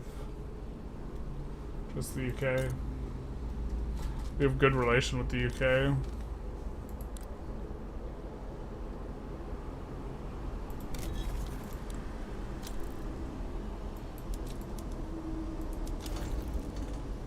How far are we from this?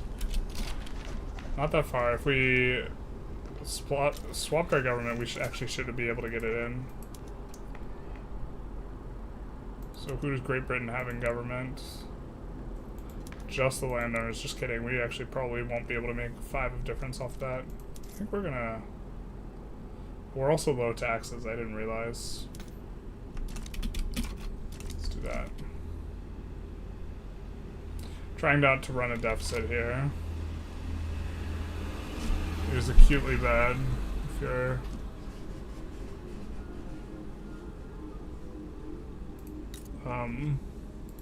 unrecognized like we are.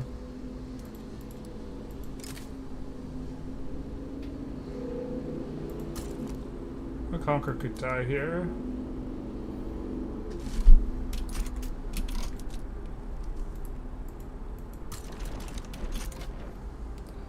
So Ottomans receiving help from the Russians, which is not usually how this rolls out, but I don't know why we got pulled into that war. I'm not a fan, or I have no idea how the mechanic works. Now give foreign investment to everyone. I mean, it'll be good once we have interventionism.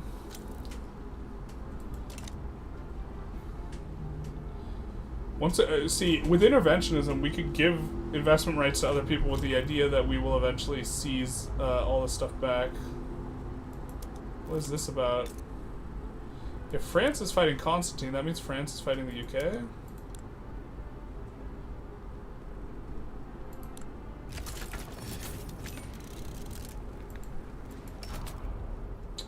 Which is good for us.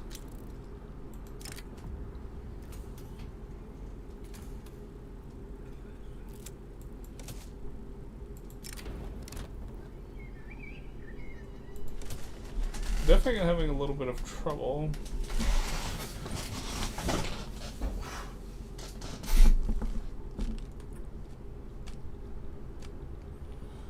Yes, he's annexing some boyos.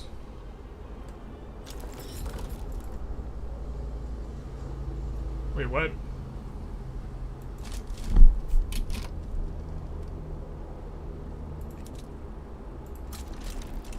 What the hell happened there?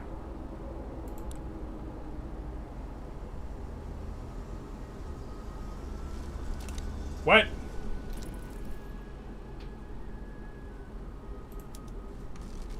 The separatist movement spat them out as an independent nation that we were not at war with. I've never seen that before. I meant to click the other one to load.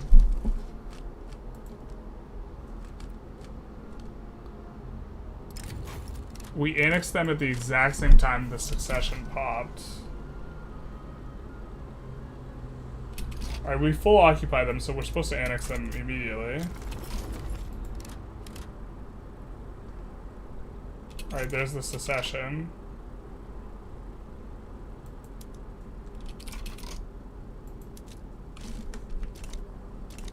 Bro, what?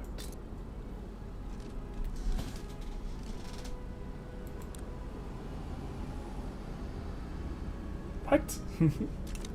What?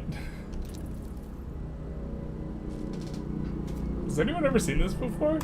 It's clearly a bug. The secession for them pops at the exact same time as a country that can roll as part of that secession, and it just instantly spits them out as an independent country instead of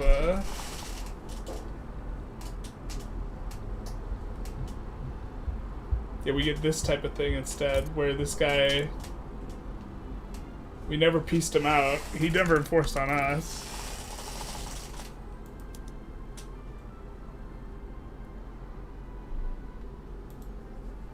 Why is the game doing this? I'm gonna grab a little thing and drink next. I'm trying to think through the logic of the game here. I mean, we could just swap sides to Kutai and capitulate.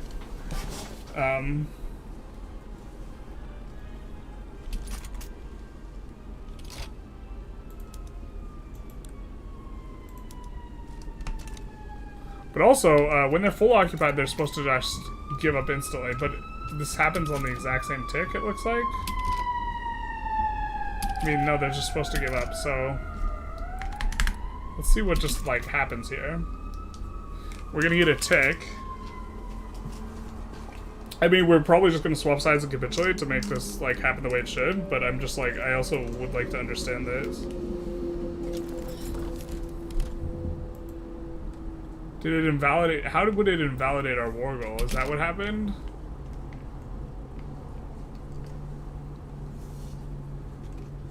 Because now they're independent.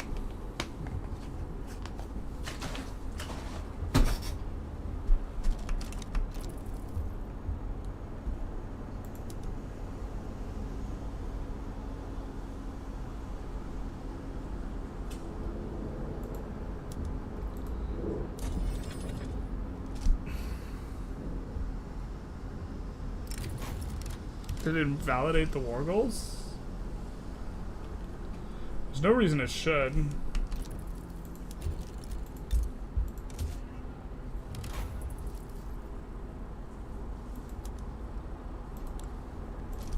Very weird.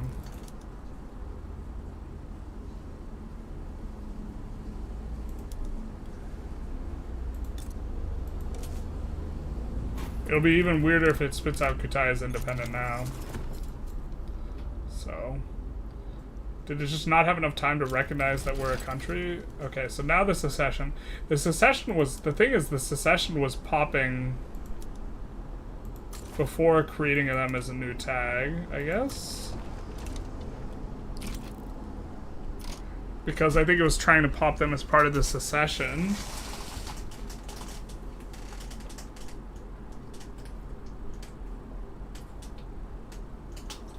On the same tick, it was trying to create it as part of our country. Or turn Kutai into our country. That's so weird. I've never seen that before.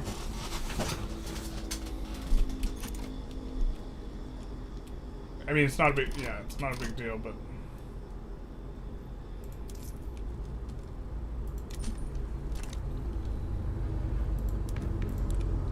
Well, you can afford another construction sector. That'll bring us down into a lower legitimacy bracket, though, if we want to raise taxes. Although we could... I think we want to capitulate to... Well, we kind of don't want to lose the cautious guy. But we can also abdicate to get in a voting system. Landed voting's not all that great, though. But we would get landed voting plus presidential republic if we use the abdication cheese there. God, the interventionism's like... I hope they didn't buy our gold mines. They probably did. No, gold mines are untouched. I don't know why. We can buy our buildings back, too.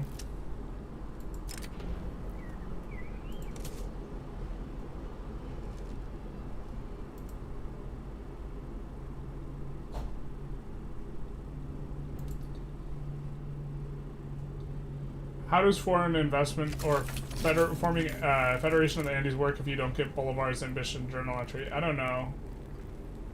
You can't get Federation of the Andes without Bolivar's ambition. There we go.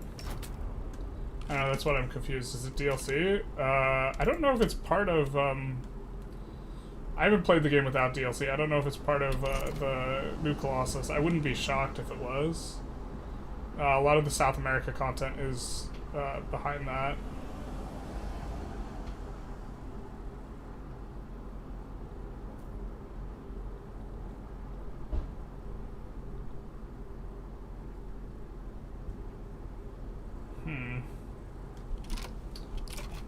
I'm still like a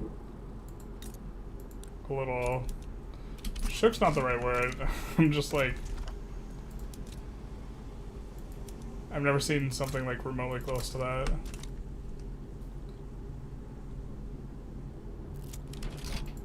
Not like this. the hell are we gonna do with an obligation? Why does the Sick Empire have 17 battalions total? What happened? What happened here?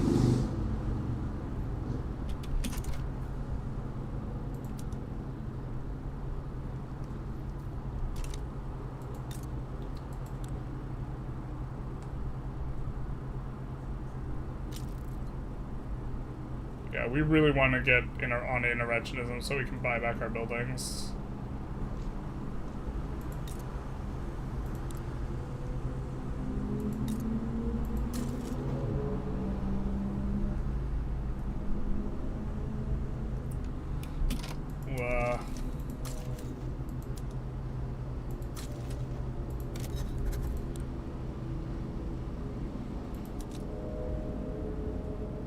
Great Britain might give us an embassy. That's fascinating.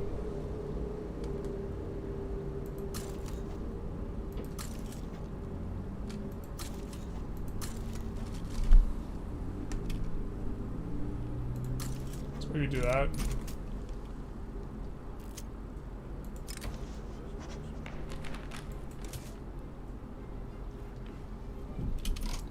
Don't need this that bad.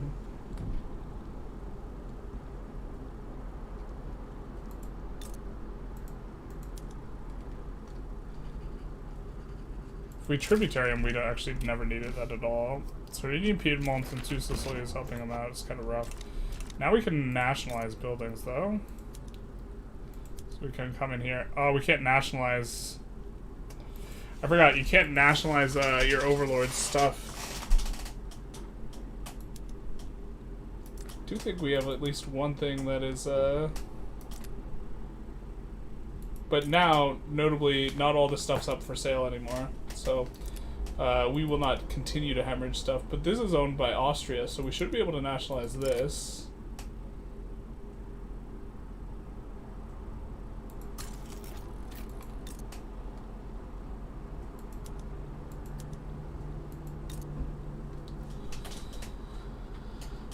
And government ownership's not good, just to be clear, but it is better than foreign ownership. So that's at least 2 buildings raked back, but now we won't be able to, we won't put anything up for sale. And so this part is like bad for us, but that we can't sell our buildings, but we'll just have them government owned and they'll just contribute 100% of their profits to the investment pool. Which is not something we hyper hate. We will be able to pay for construction in this way. Because, oh no wait, no, we're going to be getting government dividends. Money's going to be getting deleted. Because we're not on laissez-faire, bro. F's. We shouldn't have become a Russian subject for, like, economic reasons. Because now we're kind of stuck on interventionism.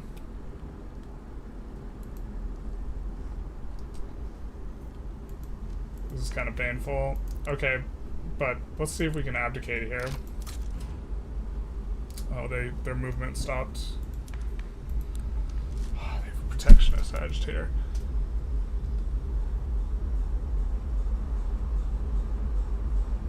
Well, I think we just passed some laws that guy likes. So now let's go to wealth voting if we can here.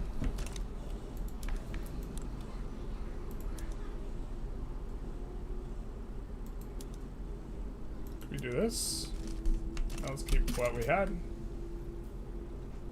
Enact legacy slavery. Just kidding, we didn't mean it. Alright, there was a movement, not a thing.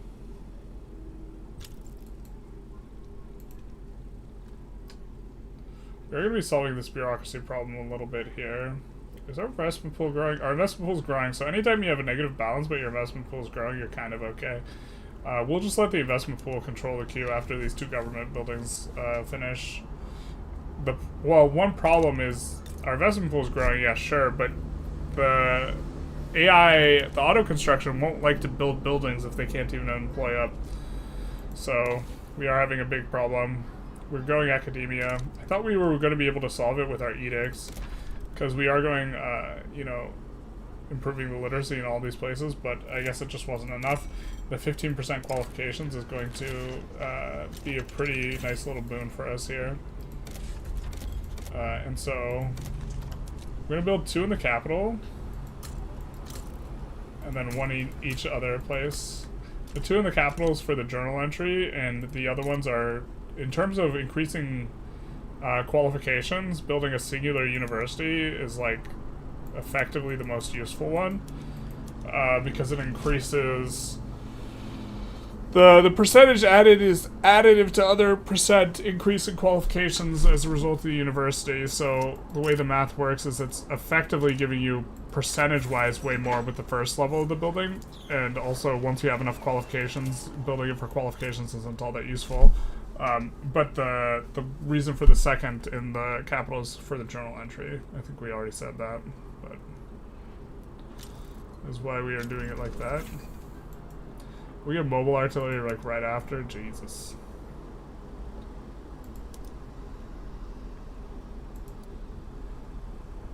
Let's make this the Indies army.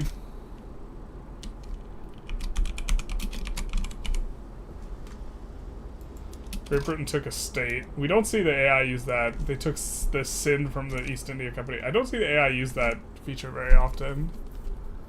That's like so much. It's so infamy expensive. Their infamy should be actually pretty high. We'll improve the relations because we had an interest in that region. But yeah, it takes like an insane amount of infamy to do it. That's why it's no good. As strategically, that interaction's like not useful for you to do as a player, but.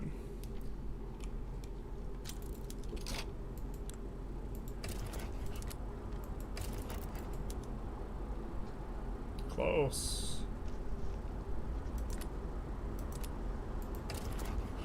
Problem is the plus 50 is now like the maximum you can get from the thing. Is the YouTube chat working? Community college time, basically. I wish they would make it so you could select how many levels you would like to privatize, so interventionism would be less tedious. It also sometimes you like can only privatize your buildings rather than the foreign buildings in a way that's like actually like not what you want. Like so here we can't nationalize. When we try and nationalize, it nationalizes the first building. We would want to nationalize the Austrian building. So now we have to nationalize 2 levels of the building instead.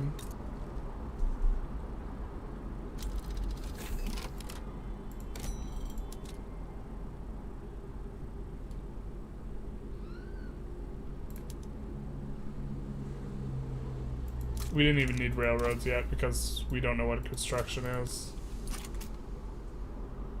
We might go empiricism after water tube.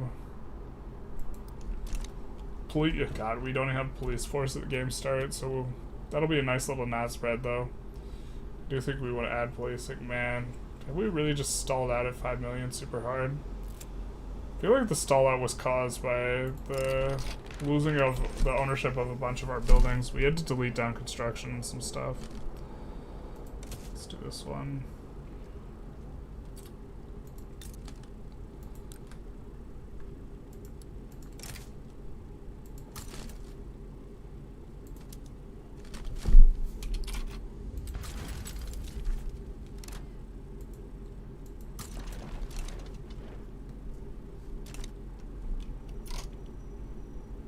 Hey, big man, good luck on the run. Thank you. The math doesn't work. Can you tax it through? I'm not sure. Construction is something akin to math. You should already learned about it.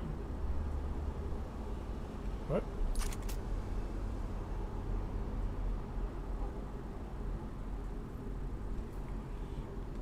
I'm not sure what you're referring to exactly. I'm missing the plot somewhere. Put that one at the bottom.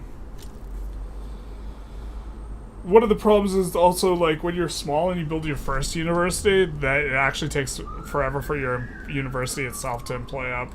So we're gonna experience this problem. This thing's gonna take a while to enforce or employ up, and it's also gonna pull employment from places. It's actually employing at a really good clip, but it's gonna pull, at the very least, it's gonna pull employment from other places. We did want to go after Mascara.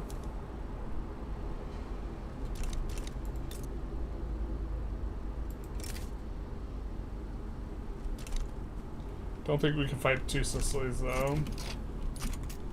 It's not in the cards. This is in the cards though.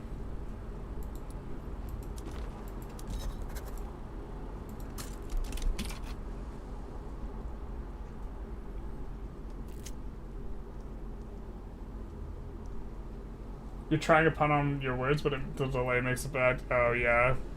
It still works for the other chatters though. It just like is harder for me. We should put a stop to it because we kind of like the protectionist Intelligentsia agitator, especially right now where we actually want protectionism instead of LF. Well, shoot. We'll let him settle domestically.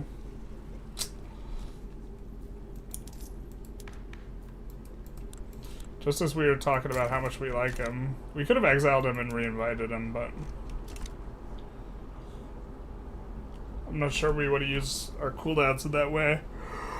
Or our invite cooldown at least. I guess we weren't... What we should have done is we should have checked to see if there were any other invitable agitators, and then having seen that there weren't, we should have just exiled him and invited him back. Would have been the play, actually.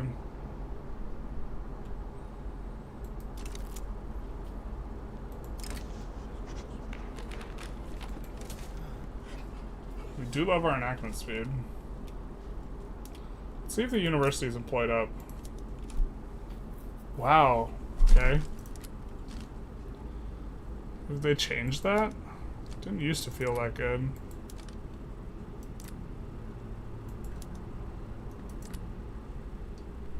It's gonna help with the qualifications though, but yeah, this place is still not very employed up. Balance is fine. Qualifications are the problem. So like when our construction is building buildings that only employ up a quarter or a third, our construction has effectively not been very useful. So this start's been really rough, and a big part of it is the technology and the literacy at game start. Just a very like slow start. We also got gummed into that war with the UK for like quite some time. Was it really worth it to nationalize the building? It feels like the interest is killing you. Yeah, because you pay like 1/3 construction cost. Our problem now is it's very expensive to run the universities, but I mean, we're gonna build this port in East Borneo, and then we're gonna stop constructing anything actively. In fact, we're gonna turn off auto expands, and we're gonna hope that the auto queue picks over and can allow us to run down the debt or eliminate it. We might be building too many universities here, though. But right now, the private queue is only they have 1.4 million, which is a bit of a problem for us because we really want to be able to drain that out. But we also don't want to pay for the construction goods.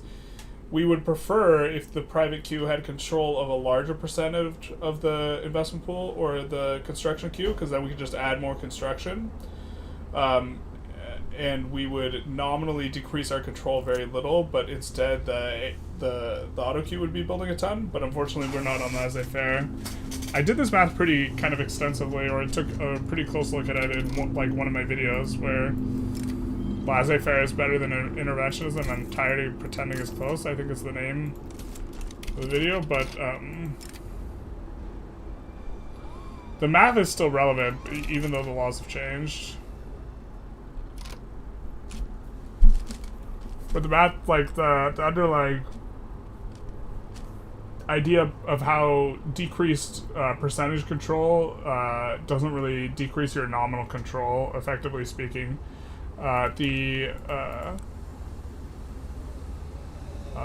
Most people, when they first look at it, they think that this private construction allocation, they think this is a negative modifier, but it's actually a positive modifier. If we had this, we would be able to add construction and still have the same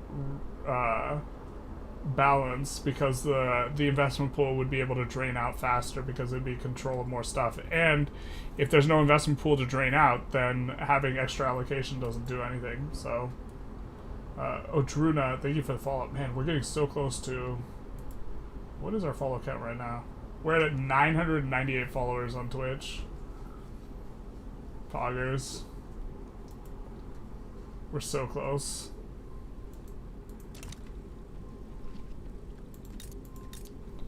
We're so close to the 1K mark.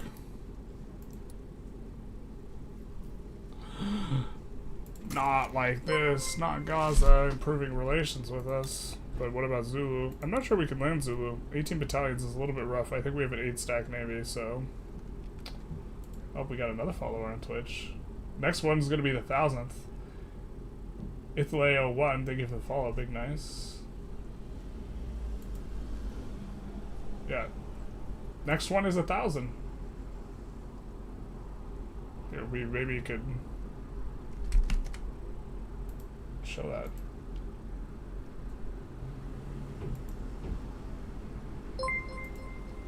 Liam101010 weird 0. You are the 1,000th subscriber.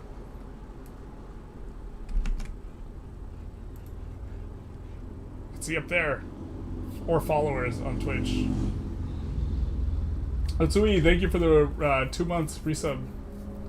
Big nice. Prime subscription. Technium, thank you for the follow. Ah! We did it! We got 1,000 followers on Twitch. We have like 20,000 subs on YouTube, but definitely have not been doing Twitch anywhere near as long. I almost said near as wrong, but that also might be true. The Twitchception here. We love to see it. We love to see it.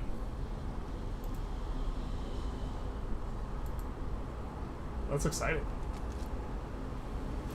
Alright, let's get back in the game.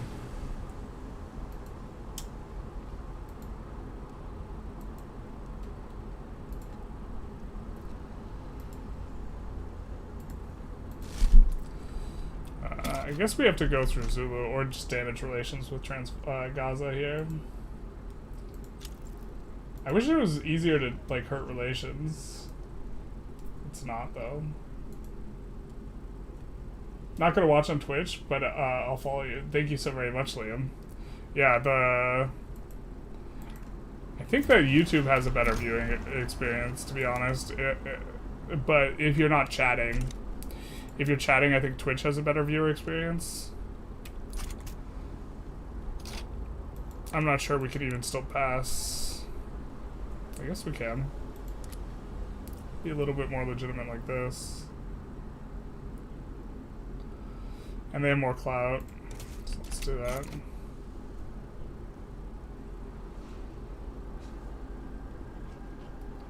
Not sure we'll be able to push wealth voting through, to be honest. Sucks we can't go for Gaza.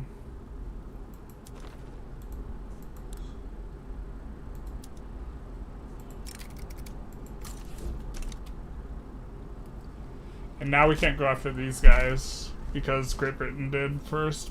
They got to him first. I guess we go after Sulawesi. I kind of hate going after Sulawesi, but...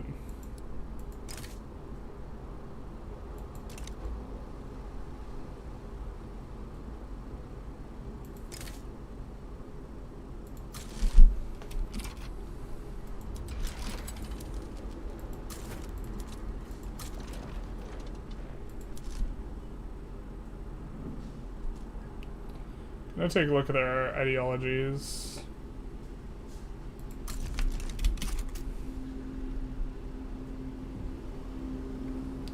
Sulawesi you have to do a landing on. It's like kind of why it's a little obnoxious. And when they rev, you have to do the landing because the capital's over here in Sulu. Rather than in like North Borneo. 1,000 subscribers, sorry, follower, not subscriber. My bad, my bad, my bad, my bad. You're right. The equivalent the equivalent of a subscriber, a Twitch follower is the equivalent of a YouTube subscriber. A Twitch subscriber is the equivalent of a YouTube member. And so, it's a little bit... That is my bad, though. You're absolutely correct.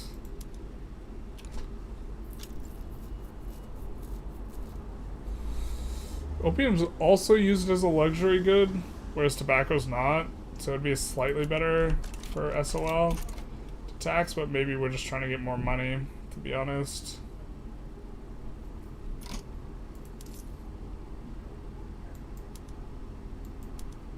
It's actually not.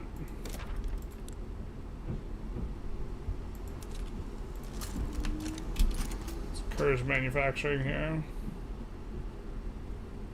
Liberty's kind of climbing out too. The thing is, unis are also really expensive. Maybe we just can't build as many unis.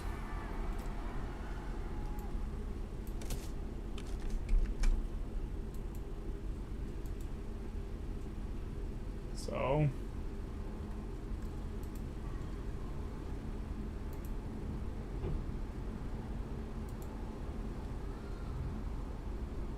yeah.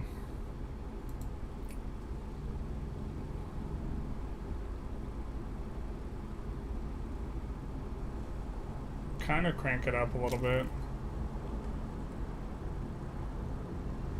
We didn't even put in war reps or anything.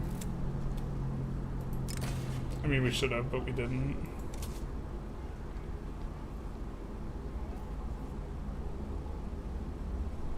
I think now is maybe a good time to wrap things up. We might stream Path of Exile later. We're about to make a big change to our build. Or we made kind of one big change to our build last night, and we're about to do some other stuff there. But I also wanted to work on some other stuff. We might do the Finland run, and Finland might be the last run that we kind of have been doing in the style that we do our runs.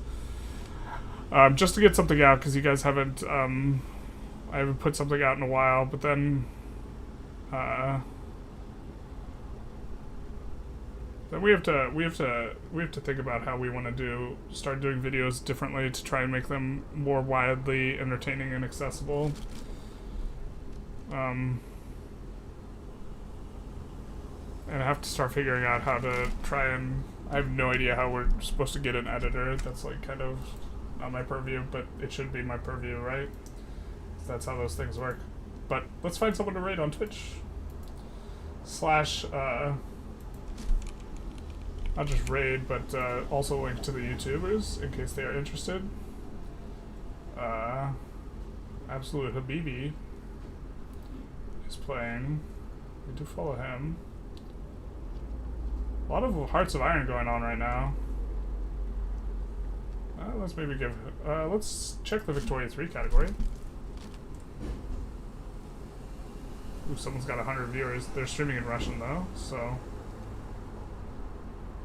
Little to no mic, knocking out achievements. Ooh, achievement. Going for achievements. Alright, let's raid them. Solio G. We will raid. Doing some achievement runs, it seems. And we will link that to the YouTube as well. And we will be off on our way. So let's link that to you guys on the YouTube. Big nice. Thank you everyone for coming out. I hope you enjoyed. If you did, feel free to like, comment, subscribe. Or like, comment, follow, I guess, if you're on Twitch. Yep. And have a good one, you guys.